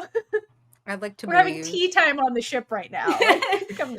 Like, yeah, we have a daily tea party. Okay, how much raging can we do? Right, I mean, exactly. I guess to us it's raging, but to someone who hid inside a snake and whatever that story was, we're not raging. No. But Jim was never buying into it either, because they're also looking around like, what the hell are you guys saying? And Jim's like, it has been kind of boring around here. And then they're like, we moved furniture last night. And Wee John says, but it's an improvement in the flow. And everyone agrees. Which is just, Stede has domesticized everybody. They're a bunch of nerds now. Having tea and moving furniture to create a better flow. Feng shui, if you will. Yeah. Yes. But Frenchie comes in clutch and tells them that they are all in luck, though, because it's Calypso's birthday. Oh my god, we forgot about Calypso's birthday. How? It's the most holy day in the Calypsian calendar. Is that an actual thing? No. So I love this fib because Calypso is a minor god in Greek mythology. And if there's any Percy Jackson fans out there, you know exactly who Calypso is. Calypso is basically a minor god that got exiled to this island and trapped there all by herself. So anytime seafaring men or people would wash up on her shores, she would try and keep them there because the bitch is lonely and exiled to this island forever. Like, that's who Calypso is. So, of course, sailors would, like, have a romanticization of a single woman trapped on an island. Yeah, on an enchanted island. Sorry. So I love that they're just like, she's our god. I mean, Yeah, might she's a as minor well. god. Yeah. I mean, that tracks. Yeah, so she's probably like a legend that sailors tell each other, and then they're just like, we'll make her a holiday because it sounds ethnic enough. And so if we claim it's from our homeland because our white master doesn't know a goddamn thing about our homeland, we can play this off, which is like exactly that's why like Calypso and captains is probably such a thing, because the captain's not from your like ethnic background. They're like, sure, I if that's what you believe in, I'm sure. They don't know. How are you going to verify that? Go to a library? Like, what are they going to do? Google was not invented yet. No, Also- and most of these pirates couldn't read. Like, a lot of them were illiterate, so there is no fact checking that. You take them at their word. You're like, sure, I guess. Because they're superstitious, right? They're like, if that's your religion, sure. Yeah. Yeah. So I love this fib. But I also- Archie. Okay, go ahead. You're good. I also just want to say with like them being like with like Wee John being like, oh, it's an improvement in the flow. I think that's hilarious in terms of like rearranging furniture for improvement in the flow, because that's literally Feng Shui. yeah, my brain just had a mental block. I pronounced it perfectly fine in my head, but the words just were not coming out. But yeah, and like this was created way before pirating time. So my little headcanon is to believe that like Wee John learned a thing or two while on the red flagship with like Zhang's crew and everything, and like that's how he found out about that. He just couldn't remember the terminology for it. Yeah, That no, is cute. that tracks. But after this whole it's Calypso's birthday thing, Archie's just like looking at them. And she's like, wait. Are you making this up just so you can have a party? You see the crew just look at each other and then like, yeah, pretty much. But we get this great line delivery from Feeny. Fang. Fang? I don't know why you I don't putting know. Feeny in your I notes. don't know. You do it in multiple places for different people. This is Fang that says this. Because it's Wee John Feeny. No, I know, but that's not who delivers this line. Yeah, but I thought it was. So it's not. But it's Fang. It's Fang. It's Fang. And he says, correctamundo. It's so cute. Okay. What makes it great is it comes from Fang. Fang, I'm sorry. Correct Fang. everything to Fang. Correctamundo. Okay. And then we go to Stede and Ed. And Stede tells Blackbeard, well, Stede tells Ed that he has put all of Blackbeard's treasure in one room. And he is trying to help Ed figure out how to turn the treasure he stole from something bad into good. I love when he's showing him this room and he's like, I was tripping all over it. Also, some of it is ugly. He's like, Steve's like, I don't want to look at it. and also, this is his ship, so he's like, your stuff Yeah. goes into one room. It doesn't fit the feng shui of the ship, so he had to like put it in this room. Like, you know that's where Stede's brain went. He's like, oh, good job, Wee John. And then he's like, but this doesn't go, and that doesn't go. And then like it's Blackbeard's, and he's like, yeah, let's put that in a closet. They're putting Ed in the closet, if you will. Anyway. Putting Blackbeard in the closet. The closet is glass. So Stede is basically just trying to get Ed back on the right path because he knows how good Ed is, because he met Ed when he was Ed, not really Blackbeard. But he was inadvertently the cause of him straying off the path Stede started him on, because, he didn't show up. Which I'm still confused about that whole situation. But we're in the past. We're moving on. We're moving forward. We are. But Ed still, I love that Ed labels this like a guilt room. Because he never formally apologized really to the crew. And the reason he has all this treasure is because he forced them to just go on a bunch of raids because he was bored, basically. And so it was like blood money in a way. And he's like, doesn't feel great about it now that he's like on a journey of healing and actually processing all the shit that he did. And he's like, yeah, this isn't great. So I love this whole conversation he has with Stede, and because it feels very natural, like a conversation they would definitely have. And it also sets things up perfectly for the crew to grift them, because this is the guilt room, and the guilt room has got a bunch of treasure and money in it. Yeah, basically with it, and it's a pretty small room, so you enter it, you just look around, all of this experience. I wouldn't want to go near there. If I mean, I hope I would never get to the point that Blackbeard. Like, I don't, what the hell? But anyway, back to the show. That's a detour. Let's not go there, Kaitlynn. What are Jim and Frenchie doing? So Jim and Frenchie show up, and they drop by to tell Stede that they forgot about Calypso's birthday, and that is such sacrilegious, because how do you forget about Calypso's birthday? And I love how they just like play into Stede's like, I want to make everybody happy and be culturally sensitive. They just play into that so hard. It's so funny. Yeah, and yeah, because they said, it's a pretty big thing for everybody on the ship. Right, in our culture. And Stede's like, we have to respect your culture. He's trying to be like an anti-colonizer because he's British. So I love the way he's just like automatically like, yeah, yes. There are some things where he's like, I need to overcompensate for being British. Exactly, yeah. So I do love that detail and the way Reese plays it. Not to mention, he just wants to be accepted. So like he'd be kind of an asshole if he didn't like. Totally. Yeah. So I get where he's coming from. It's absolutely hilarious that it's like he's trying to not be a colonizer. It's so funny. I love it. It's really sweet too. But like the way that these two, especially Frenchie, who takes advantage of everybody's like, let's take advantage of Stede's like white people guilt. Yeah. It's the guilt room, okay? Like Blackbeard's guilty about the money, and then like Stede is guilty about being a white man. Just add that to the ballroom, the music room, what all the extracurricular rooms they have. Now we have the guilt room. You go there to have therapy. Could you imagine? No, they probably have a designated therapy room.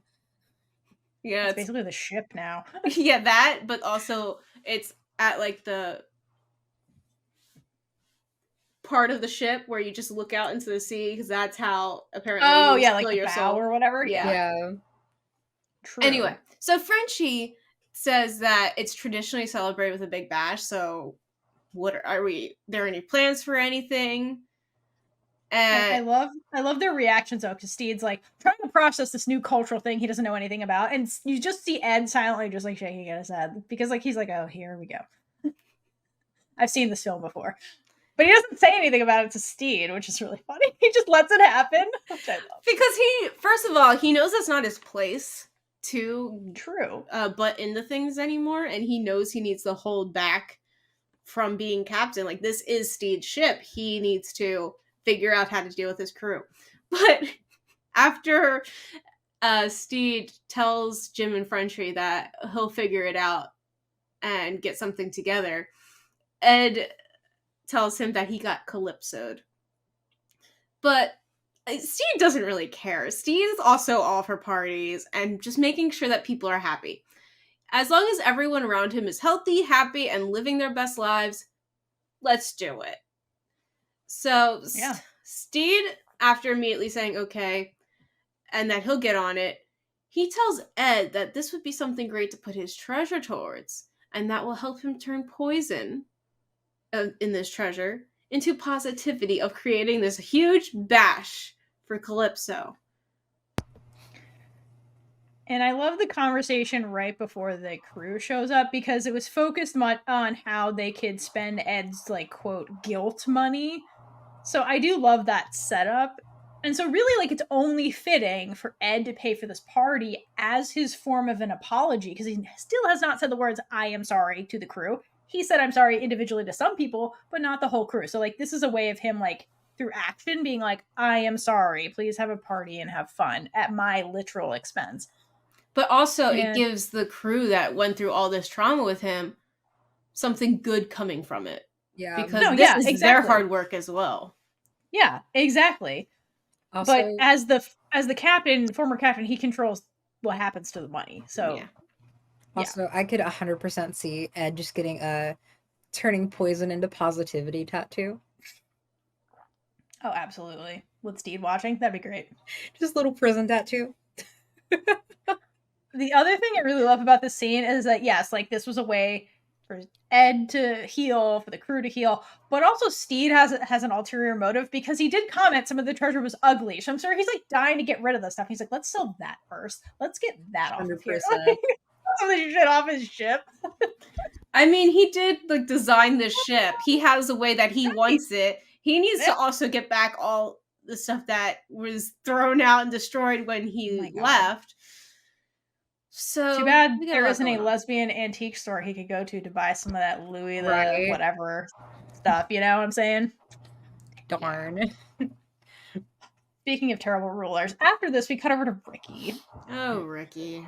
Oh, Ricky. You're not so fine. No. So after destroying Zheng's fleet, he's back in the good graces of the English because he's spinning fiction about what went down in the Republic of Pirates.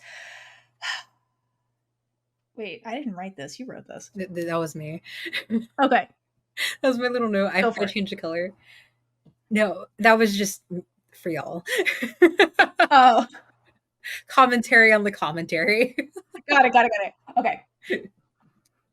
So the tale he's spinning is that, like, he's addressing a bunch of Royal Naval officers, basically, and he's like, I was just minding my own business in the Republic of Pirate. And to quote Izzy, fuck off, Ricky. Because Ricky wishes he was the gentleman pirate, when really he's just a major bootlicker. Like, he is somebody who is not pirate material at all. Never will be. He's just a wannabe. He's a bored rich boy. And I'm glad Jackie has his nose in a nose jar right now, because he's a little bitch. Okay, this is a little segue, but I'm reading this note, and you say bootlicker and then not pirate material. And I'm just like, boot, pirate material? What is a pirate material boot? Like, what does that mean? Anyway. Shall we go into town to get some supplies? We shall. Okay, so basically, they go to... What is your town? I actually don't know where they are. No, what's your gay town? I forget. Oh, the Castro district. So basically, they're going to Castro with all the gayness in there. What is your gay town? I forgot what it was called. Theora took me the last time, and there's so many gay flags on like. It's the gayest place on earth, except it's amazing, and that's what this reminds me of. We said it in the reaction video as well. But if you look, all of the like little decoration things that are yarn or whatever it is, they're rainbow. I'm pretty sure there's a gay flag there. There is. It's the Pride regalia is everywhere. And there's this there is a rainbow flag. And then there's I didn't know if it made it into the episode, but there is a behind the scenes image of Jim and some other characters, and Jim's got a basket that they're holding, and there's like the colors coming out of it, or like the trans flag. So there's a lot of queer imagery in this whole like town scene, which is, again, the way the show is just like gay pride. Like, random moments are like, we only got 8 episodes. They're like 30 minutes, but we're gonna make this as gay as humanly possible. And I appreciate that. Thank you, little side note, since you mentioned behind the scenes. This has absolutely nothing to do with it, but Vico, they keep posting like they keep posting on their Instagram story with like a beard filter when they're feeling themselves, and it's just so fucking adorable. And like I'm immediately just like Jim in person, in real life. Yeah, yes. I mean, that's how Jim was feeling at Calypso's birthday, and we love them for that. Which, if you want to hear about what Vico had to say about Jim's garb and apparel for Calypso, and them may or may not having creative liberties on what Jim had, watch the Vico interview. Check out that interview. Vico's a gem. They are. And a gym, so there you go. we have a lot more things to talk to them about in the future. Back to the show and the gayness of everywhere. They are definitely getting it up all over the place, whether they identify as queer or not. Anyway, Fang and Frenchie, did I get that right? Correct. They're in the image. You can see them. Yes. I just want to make sure. Fang and Frenchie are trying to get the most expensive brandy because they're not paying for it. But the guy who's selling it to them is like, we don't have brandy. All we have is rum. Cheap. One kind. One kind. Cheap. And they're like, okay, we'll take it. Yeah, that sounds good. Yeah, Don't give really me care. all of it. Just give us the alcohol. Okay, so from this is a scene that I really love. Blackbeard has 50,000 doubloons. I think that's what it's called. Sitting in a bag, just burning a hole in his pocket, basically. And he just tosses it to two girls in the village. Two girls? Yeah. I thought one was a girl, one was a boy. It is. Because, but I can't tell. Because they're both Taika's daughters. Oh, okay. Okay. That is adorable.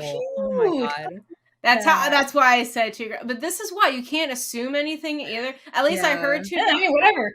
Yeah, so Here, I can fact check that real quick for you. Give me a second.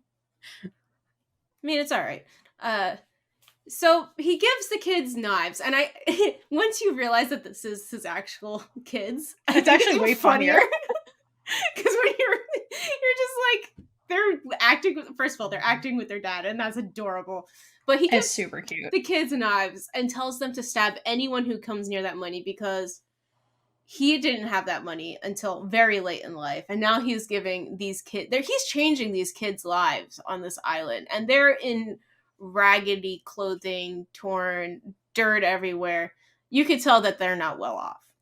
They're vagrants. By the way, it is Taika does have two daughters, and it does make sense with like how much chemistry Taika has with the kids. Because like I didn't even think to look that up. That is such a cool fun fact. How did you find that out? Wiki, I believe. Nice. Thanks, Wiki. Very nice. Wiki always comes in clutch. Yeah, so like the balance aside, I think it's really cute that he wants to take care of these children in the show. You know, and in real life. Yeah. I mean, I hope he takes care of them in real life. Like he knows what it's like to grow up with nothing, and for him, this really is turning the poison into positivity because he doesn't want other children. Like he knows exactly what these kids must be going through. But I love that he gives the one in white a knife, and then the other one goes, I want a knife too. And that's when he's just like, oh, here you go. I guess you should also have a knife. I love this scene because to me it feels like he's trying to heal his inner child. Yeah. By like paying it forward with these kids that remind him of himself. Even though like it felt like an attempt at that to me. Yeah. Because he's on a healing journey still, you know. But perhaps the most, oh my god, I don't even know what to call it, part of this scene is he gives self-defense advice. He gives them the tip that when they're cutting someone, they shouldn't bother stabbing them if they're coming after them. They should just start slashing back and forth because there's a better chance of them actually killing them. Like if they just stab, they probably won't die, and then they'll just turn on them. Or like it gets stuck, which we see happen, which is so realistic, and we see that happen so much in the show where somebody stabs somebody and then like, oh, my sword is stuck now. Yeah. That's so realistic, you know? So he's like, hey, pro tip. Slashes. Let the guts come out, you know? But then he has children. At least the one child is like going back and forth with him like, doing it, and it's adorable. And then I love when Stede pops in and he's like, what you doing, Ed? You giving out knives and bags of money? What you doing? And I thought that Stede was gonna be like, don't teach kids that. But he doesn't seem to have a problem with that. I think he's actually just proud of Ed for giving away stuff. And he does tell him, like, he is turning poison into positivity. And I think Ed really needed that encouragement. Being like, oh, I am doing better. This is right. I mean, again, I don't think you should be teaching the kids to slash people, but, you know, they actually might need that skill in life, unfortunately, with the setting. And they definitely won't forget that. Also, those kids were, like, very moved. Like, they just didn't seem to care about anything. They're just there. Like, why is this They're dude dead talking inside. to me? They've seen dead some inside. shit. They've They're seen very some shit, little and exactly. they've seen shit. Why do I feel like this looks like a typical argument between the kids and him? We have to be like, come on, Dad, you know We're me." not impressed, Dad. 100%.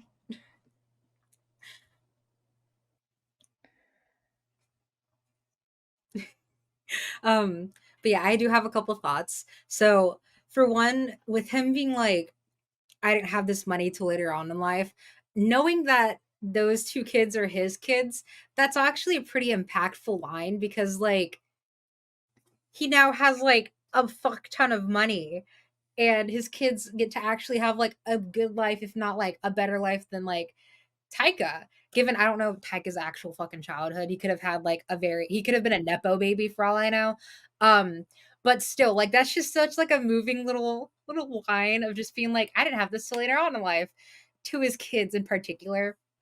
And then, like, on top of that, just to kind of bounce off Kaitlynn, I think one of the reasons why Stede was just kind of like, all right, whatever, I'll let him have this one, is because, like, he's seeing how well he's interacting with kids. And that potentially could have given him hope to be like, okay, well, when we want our own kids someday, or when he finally meets my kids, like, at least I know he's going to do well with them. Like, he's not just going to be a dick to them. So, like, that's so nice. And, like, it's just so sweet. And just the fact that like the kids are like, so are you pirates? And he's like, what? No, I'm Jim the accountant. I own an inn. I'm Jeff. Jeff the accountant. Jeff the accountant. Sorry, Jeff, my bad. To be fair, there's a lot of J's, Stede and Ed. They want us to be confused, okay? Let's be real. Well, fun fact about like, because I meant to mention this when we were talking about it. But with Ned the pirate, not Ned the jaguar, Ned the pirate, his real name is Edward Lowe. So that's why they made his name just Ned, because that's also his nickname. Because if they can't just have they can't have two characters named Ed, given they do have two characters named Ned, but one is an animal, one is well, technically they're both animals. I didn't even realize that Ned had the same. Because when you said Ned, I immediately thought of the tiger, because that's how much I don't remember that dude. Which I have some fascinating tidbits about Ned the pirate once we get more to that scene. Oh hell yeah! But yeah, it's just so good. Okay, so once the kids ask about if they're a pirate, Ed, I believe, says that they're never going to be pirates either. Mm-hmm. Yeah, and then he goes on to say that he and Stede run an inn. And I think this is what Ed would have done if he had 50,000 doubloons at their age. Like, he wouldn't have had to be a pirate. I wonder if he would have just opened an inn right away. Like a teenager running an inn. Yeah. I think him and his mom could have done that, because I think she was like a maid, a servant, like had skills. And that's maybe where he learned these skills that were like romanticized in his head, you know, about inn owning. So yeah, I think absolutely, like they could have run their own inn or something. They were on the docks where you have a lot of people traveling, you know, that made a lot of sense. I mean, even more so, a little bittersweet twist to it.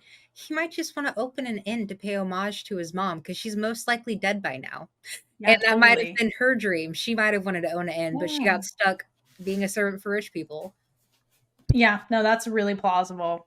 And I do hope that with all the treasure he had, I hope that they saved some for their dream inn and like had that conversation off screen. That would have been real cute. Considering how we see them, and presumably that's where it's supposed to take place for their inn, I don't think that's the case, because they didn't take anything with them.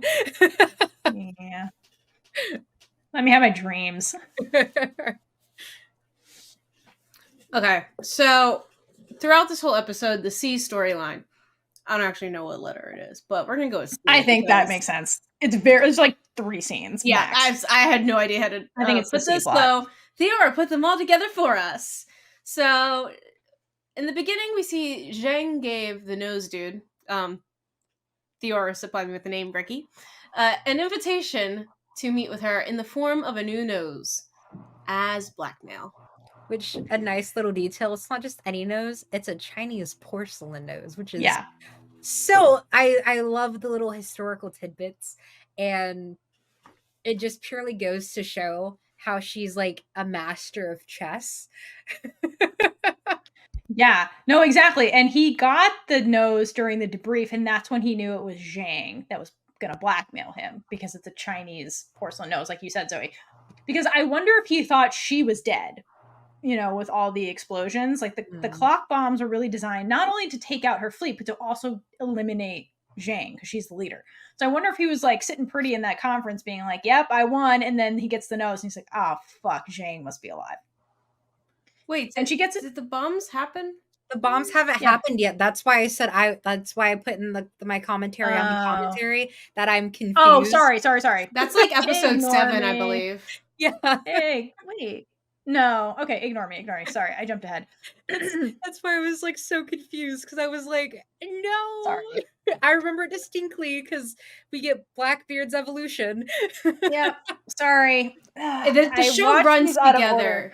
Yeah, we were taking turns with notes, and we both had to watch it out of order, so it was like getting confused in both of our heads. Yeah, thank you. Ignore me. So they met. I guess did they even meet? I don't know. I think she heard of him, and that's because I didn't put it together that gift was from her.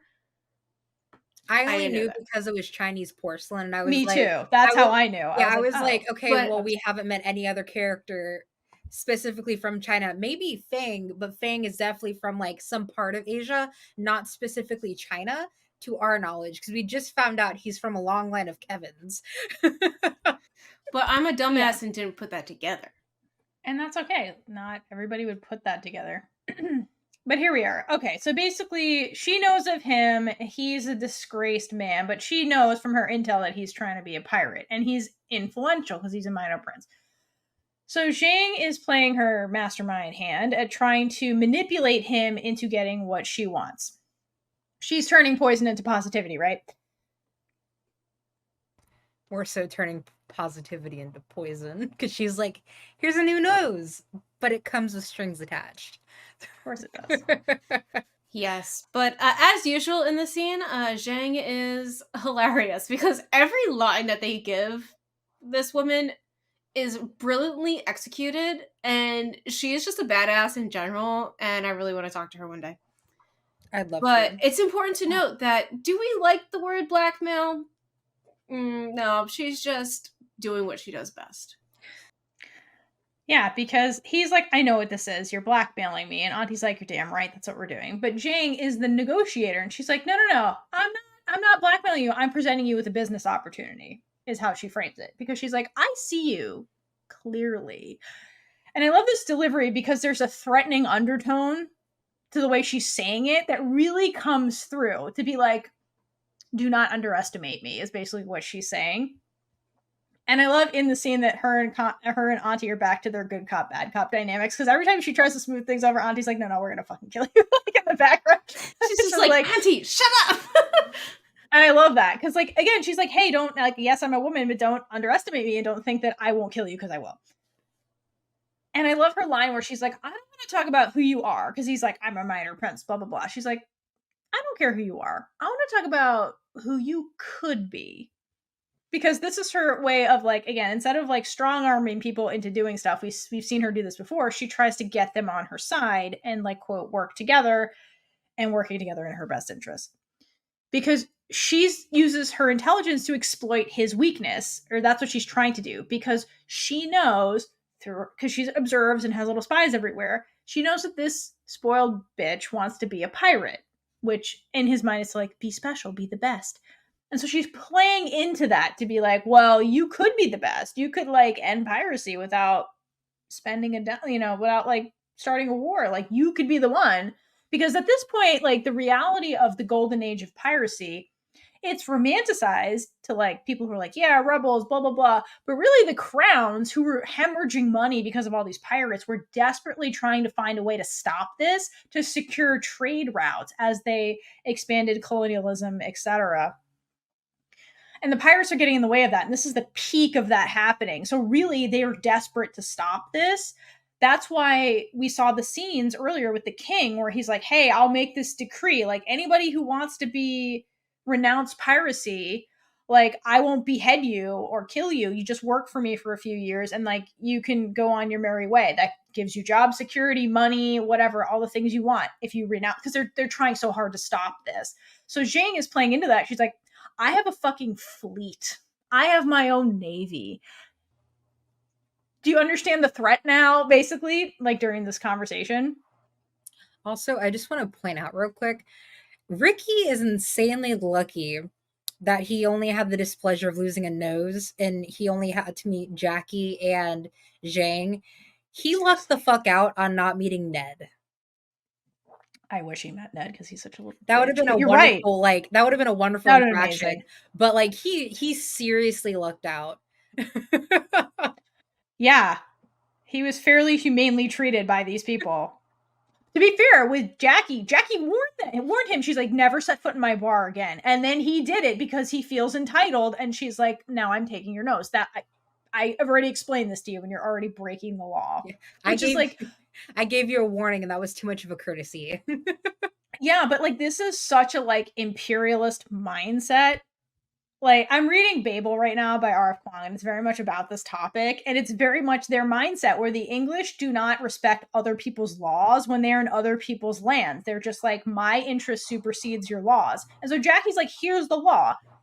Do not come back in here or I take your nose. Then he comes back in and she's like, I am taking your nose. That is the law.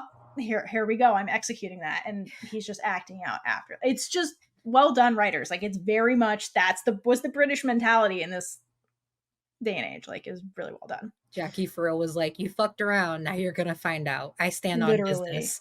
Literally. And so Zhang is also trying to make that point where she's like, here's the war map. I have a navy. So if you want to fuck with me, you're gonna have to go through my navy, which is more than you were anticipating when you're like, we'll just stop a couple of ragtag pirates. And to me, like, it shows, again, Zhang, the way she's a strategist and a really good businesswoman, where she's like, so the logical solution, like, I think you can fight my navy and potentially lose your navy in the process, which was like the crown's only like strategy at this point to like stop the pirates. She's like, you could do that, or you can pay us not to do that. And then you get your trade routes and we'll stop all the other pirates for you. And we will be the ones that actually secure your trade route. Like, pay them a living wage is what Auntie says, which really is the root of piracy anyway. It's why it even happened, because people weren't getting paid fair wages. And so they like resorted to like criminality, basically. So she's like, why don't you correct the original wrong here and just pay these people and give them real jobs? And then we won't have piracy. So I love that logic that she plays, because it's just like, that is literally the root of the problem and why we're all here. But of course, as the British man in the room, like, we can't do the right thing. We have to like keep doing the wrong thing. And that's how we like progress from here, unfortunately. Almost like this can be applied to corporate America. It's almost like history keeps repeating itself, right, with men in power. I don't know. Looking a little bit French these days, you know what I mean? We saw how that ended. Let's get that guillotine. I will say though, I feel like Zhang, a little sidetrack, I feel like she would kind of like love the Boston Tea Party. Oh my god, no, she would. Well, also like Zhang would be like, I could sell that shit. Yeah, she would be so conflicted. And like Stede would love it. He'd be like, it's a shame this tea's going to waste, but like, fuck it. And then Blackbeard would just be like, okay, Stede would like that, but I think Stede would like the fuckery leading up to the actual dumping of it, like the espionage and the sneaking. Like, Stede would love that part, the drama and the theatrics of that. Rewrite history just based on our flag beans. Yeah, like, somebody give us the fan fiction of the Boston Tea Party, but it's this crew and Zhang and all of them. Feel free to drop that link into our Discord when we make it. Please do. I would love to read that. Wait, one last side note for that fan fiction. Could you imagine if Roach gets a hold of like the fireworks that would be involved with that, like the glee of just lighting dynamite? I mean, so good. So good. Anywho. Anyway, speaking of fireworks. Yes, fireworks galore. We are heading back to the ship. And the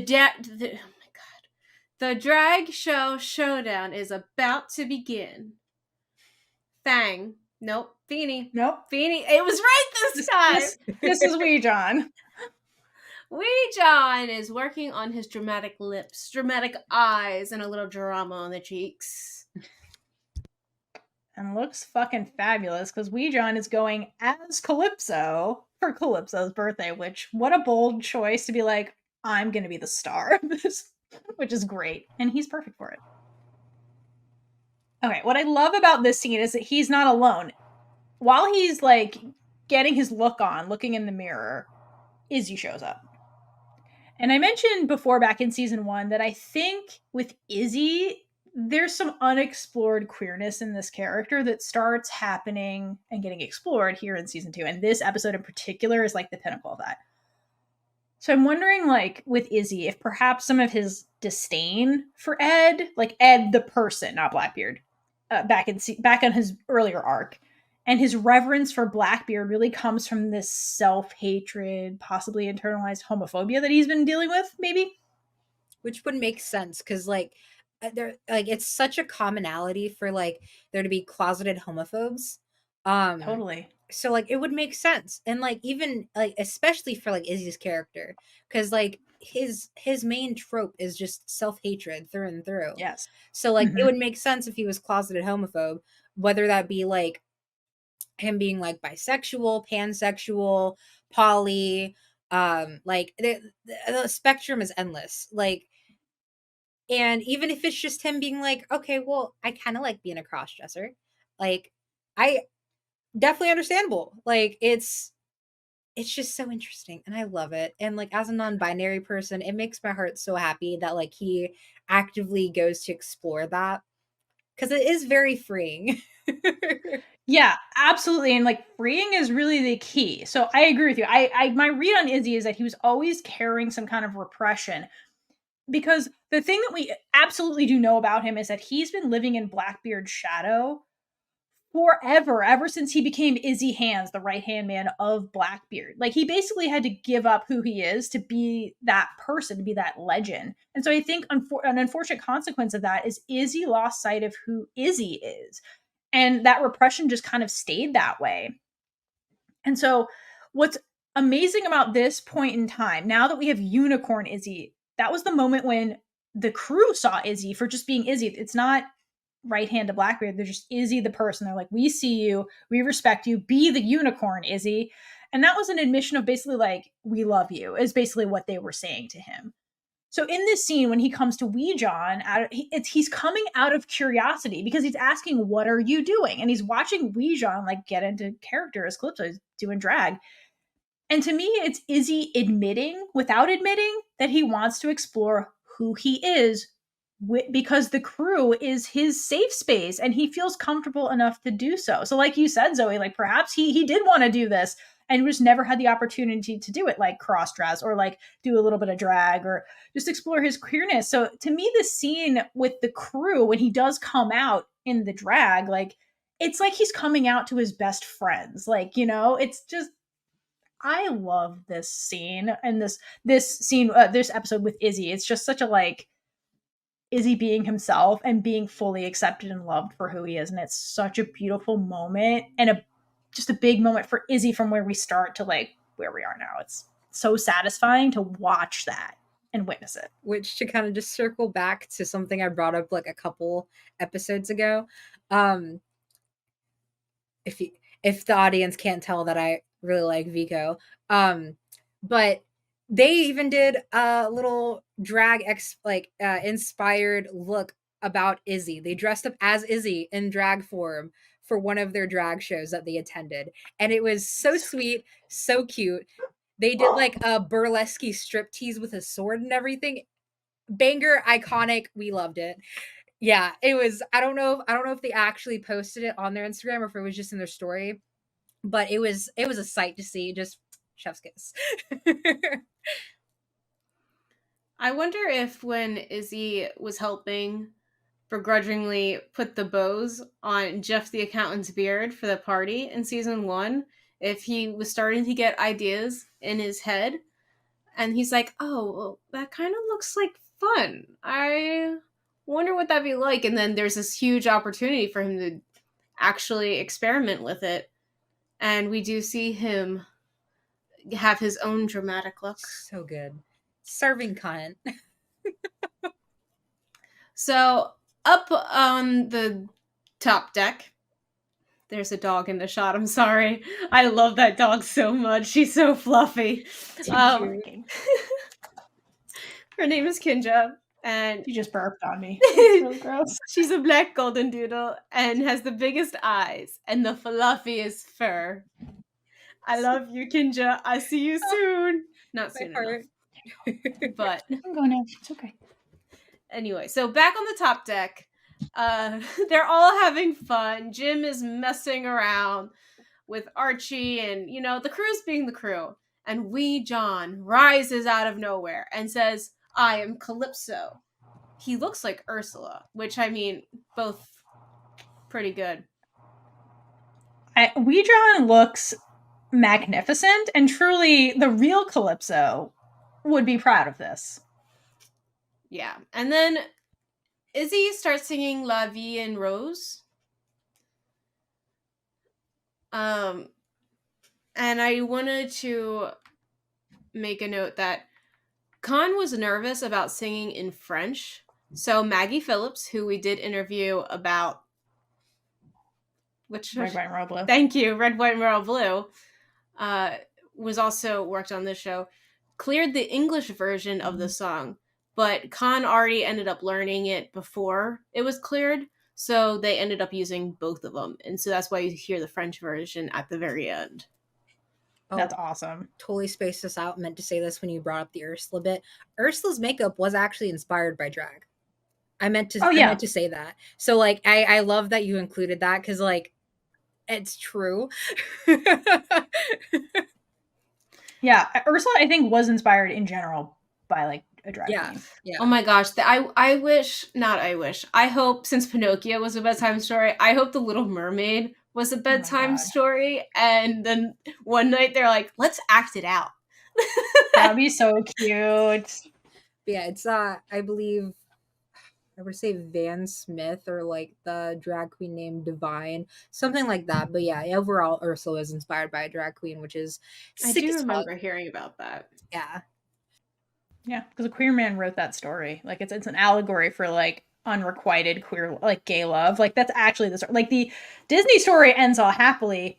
The actual story is not happy. Like when Ariel gets her legs and is walking on land, like it's like the cost of like passing is basically the allegory. Like it was like extremely painful every time she took a step, and like they don't show that in the Disney version because, and like in the end Prince Eric does not pick her, and she like unalives herself. Yeah. What? Because it's how is the story? Yeah. But if you look at real stories that inspire Disney stories, they're a lot darker than the Disney. That's what like Disneyification of stuff is a real thing. Like that's not the real story. Yeah. Like because he was a gay man in love with a straight man, and that's what he was writing the story about. Yeah, and like, so, like awesome. In the original story, it was said that it felt like she was walking on glass or hot coals. Brothers Grimm, for those who don't know, is what these stories are essentially based off of. They're a culmination of the dark. It's like the darker side of Disney. It's the true to story based stories. So definitely take a look in that. It's very interesting. Like for instance, Rapunzel, she gets blinded. Like Cinderella, the circulation from the shoe cuts, like it being so tiny, it cuts off the stepsisters' circulation in their feet, so they have to cut off toes. It's so intriguing. It's so gruesome. I love it so fucking much. My child self would have loved that.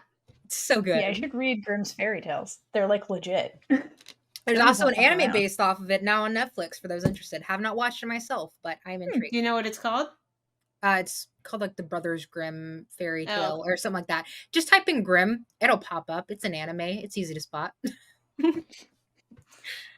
Okay, so Ed and Stede are just looking out at the party, and Ed asks Stede, what is happening? And Stede tells him that he succeeded in turning poison into positivity, the motto of this episode. But, unfortunately, this is why we can't have nice things, darling. And Ned Lowe shows up to torture everyone. He sure does. He sure does. But can we talk about how when Ned makes his super dramatic entrance and the crew is like, oh shit, we're under siege, the way Ed's instinct is to physically put Steve behind him, like his first action is to just protect Stede and literally shield him with his body. And I just love that so much. So cute. Yeah, I mean, yeah. I do love protective Ed. Oh yes. Because good boyfriend. Yeah. I love them together. Their personalities when they're together are just very cute, and they need each other. They do. And it just perfect balance. It just further shows the trope we keep talking about Stede being a golden retriever. Very dumb, wants to protect, but like doesn't really know how. And then there's Ed, the black cat, who's like, I will fuck you up if you touch anything of mine. Claws out. No, it's like Stede is like, here's a toy, and then like claws out. I love it. Okay, so then after that, Ned Lowe has Stede and Ed tied up and held hostage in a separate room. Kinky. So I mean, easily could have been if Ned wasn't such a bitch. Yeah, that's true. I think Stede and Ed kind of would have welcomed it as well. So while we're in the tied up scene, I have to give one of my little tidbits about Ned. So Ned, he had a torture technique that involved tying a victim's hands with rope between their fingers, setting it on fire, and burning their flesh down to their bones.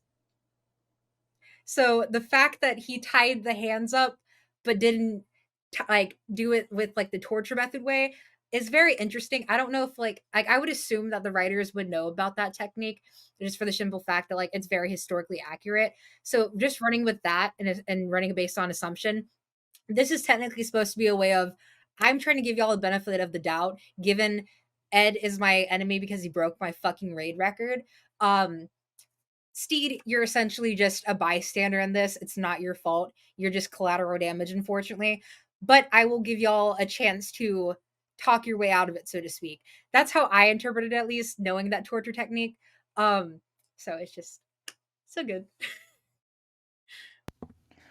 Oh, but I love the fact, I agree with everything you're saying. I love the fact that Stede's a pawn until Ned realizes that that's Ed's weakness. Then the tables turn. He's like, oh, this is how I get to you. Which I love this. So Ned starts this whole thing on his bullshit, though, where he's insulting Ed, calls him a basic, dirty pirate, and he basically waves the violin bow threateningly. And that's when Stede gets into protective boyfriend mode. Granted, he is tied up, but he's like visibly like losing it. Like, let me at him. Let me at him. I love it. Yeah, but Ned then explains that he is upset because Blackbeard stole his record. And Ed is just like, this whole thing is stupid. And he says he wasn't trying to. And that makes it worse because he says that he just did it because he was bored. Like, that is not the thing to say to somebody who's upset about you breaking a record and has you tied up. Like, it's just going to make him angrier.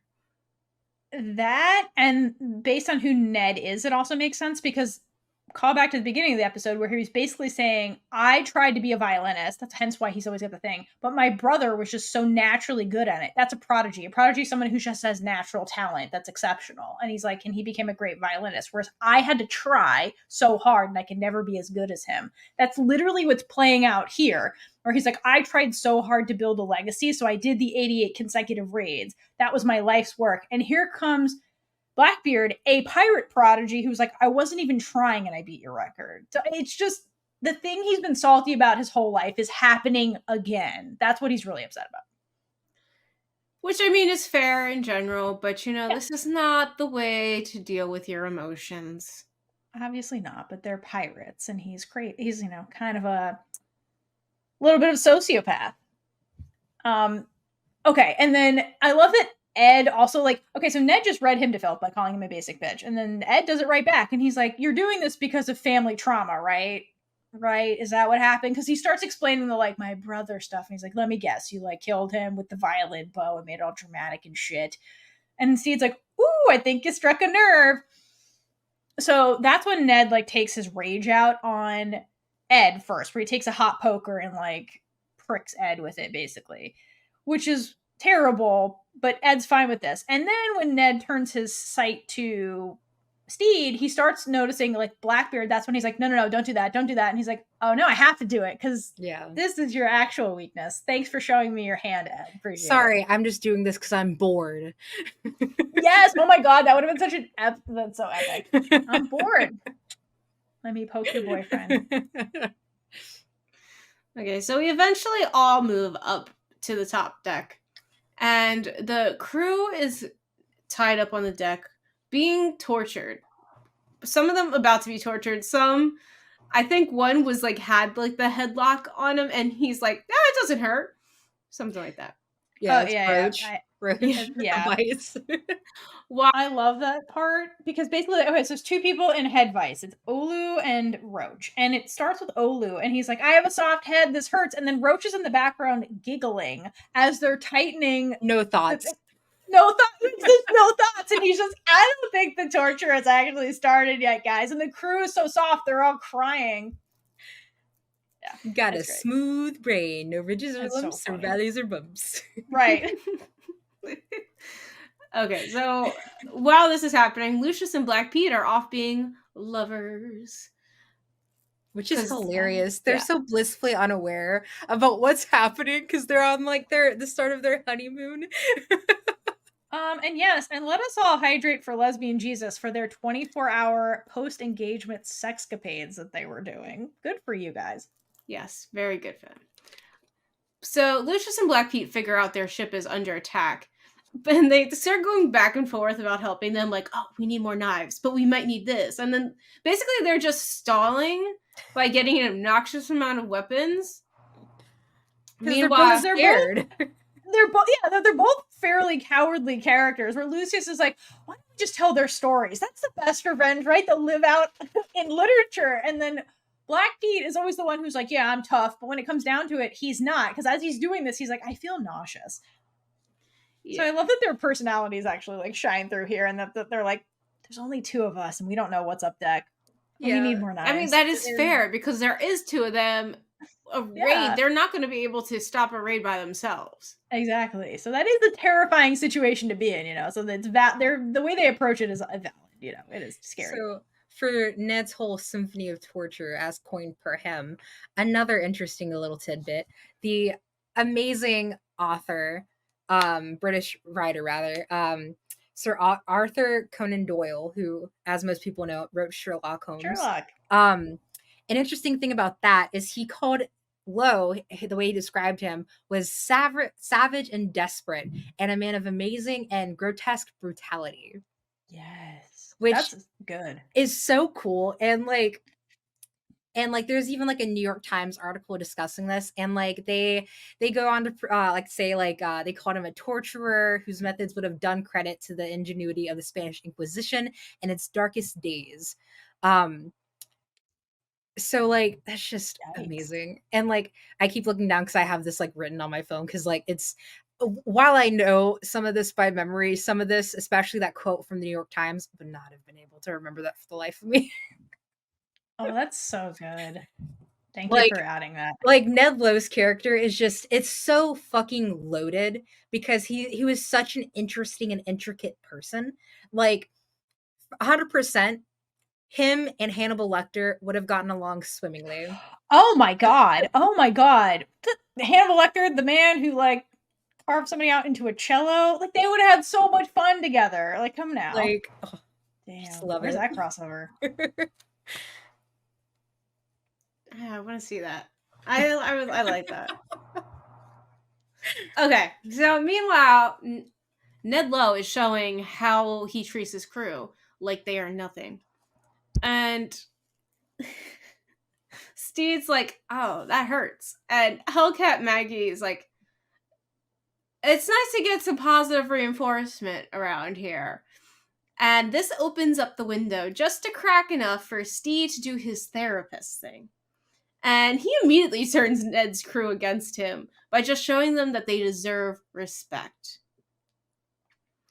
And Stede tells Ned the issue is that he thinks of his crew as employees rather than people. And that's Stede's biggest thing. Like, these are people, their feelings are valid. You need to treat them with respect. That is the gentleman pirate. And probably my favorite part is when Stede reverses the situation and traps Hellcat Maggie, and he makes sure to ask her what her name is. And I think this simple act really shows her how much he cares and how people can care in general. And I do say this in every media that we cover, that names matter.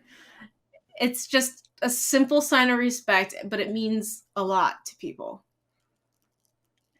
Yeah. The other thing, I agree with all of that. Thank you, Kaitlynn. The other thing I want to add to comment on Ned and the way he looks at the crew, he mentions that his crew are mercenaries, which means that his crew is not organic the way that Stede's was, the way that Blackbeard's was. It means that these are people for hire. So he just hires them to do jobs. And so that makes even more of a disconnect where, yeah, he does view them as employees because he's like, you're just here because I'm paying you, not because you respect me and see me as a leader, and not because we're an actual crew. He's like, I'm your employer. I paid you. Go do the job I paid you for. So because of that, he feels entitled to degrade them, which is exactly what he was doing before Stede flipped the script, right? He was basically telling her, like, you're incompetent and can't tie Stede up together. Like, then I'll just get rid of you. I can hire somebody better. So, like, to him, they are disposable. They're playthings. And if you're experiencing this at your job, quit. Right. But, like, the fact that Stede can tap into their frustration to incite a mutiny is really impressive. Yeah. So, anyway, Ned insults her again because, of course, he does. That's just Ned. That's Ned's personality trait. And she stands up for herself because she is a badass bitch as well. Mm-hmm. And she says that she is sick of his constant criticism. And this turns the rest of the crew for hire, at will employment people. It's really only at will on mercenaries. Yeah, well, I didn't know the name. I was just, yeah, never mind. It didn't land. Never she was mind. ad-libbing. They all turn on him. And just like that, Ned has lost his advantage. So, this is when Stede starts becoming more like Blackbeard. And Ed does not seem too thrilled about it. So, Stede's solution for everything that happened when they took over again makes Ned Lowe walk the plank, basically. Classic. Yes. And my God, Ed tells him not to because there's no going back from killing in cold blood. Everything before that was just self-defense. Yeah. Yeah, up till now, Stede hasn't actually killed anyone on purpose. So really, this would be his first kill, and Ed knows it. And he also knows that, like, that changes you forever. Hence, I am the Kraken. I am a monster. And I think Ed is just trying to protect Stede from that. And with that, I do want to do a little send-off for Ned, because I have another interesting tidbit. So I would like to end on a quote, if that is okay. I'll do it. So the quote comes from Captain Charles Johnson, who was a British author of the 1724 book, A General History of the Robberies and Murders of the Most Notorious Pirates. Yes. There is not actual record of a captain by the name of Charles Johnson. Some people think that was a pen name for one of the London writers publishers, and some scholars have suggested that the actual author was Daniel Defoe. But he did make a little quote about Ned that says, of all the piratical crews that were ever heard of, none of the English names came up to this in barbarity. Their mirth and their anger had much the same effect, for both were usually gratified with the cries and groans of their prisoners, so that they almost as often murdered a man from the excess of good humor as out of the passion and resentment, and the unfortunate could never be assured of the safety from them, for danger lurked in their very smiles. And I felt like that was a very fitting way to send Ned off, because that is such a powerful fucking quote. It's chilling, truly. Because once again, the symphony of torture, symphony of pain, whatever you want to call it, that quote encapsulates that, because that shows just how barbaric and like ruthless Ned was. And that's what makes him such an interesting character in my eyes, because he was purely like a serial killer of pirates. Like, yes, literally. Point blank simple. The mercenaries didn't really have a choice. They already took the money. They were along for the ride. They had to go along with his fucked up ways, because if they didn't, they would be in fear that they would be the next victim. And that the writing, the way that they brought Ned in, is just so goddamn good. And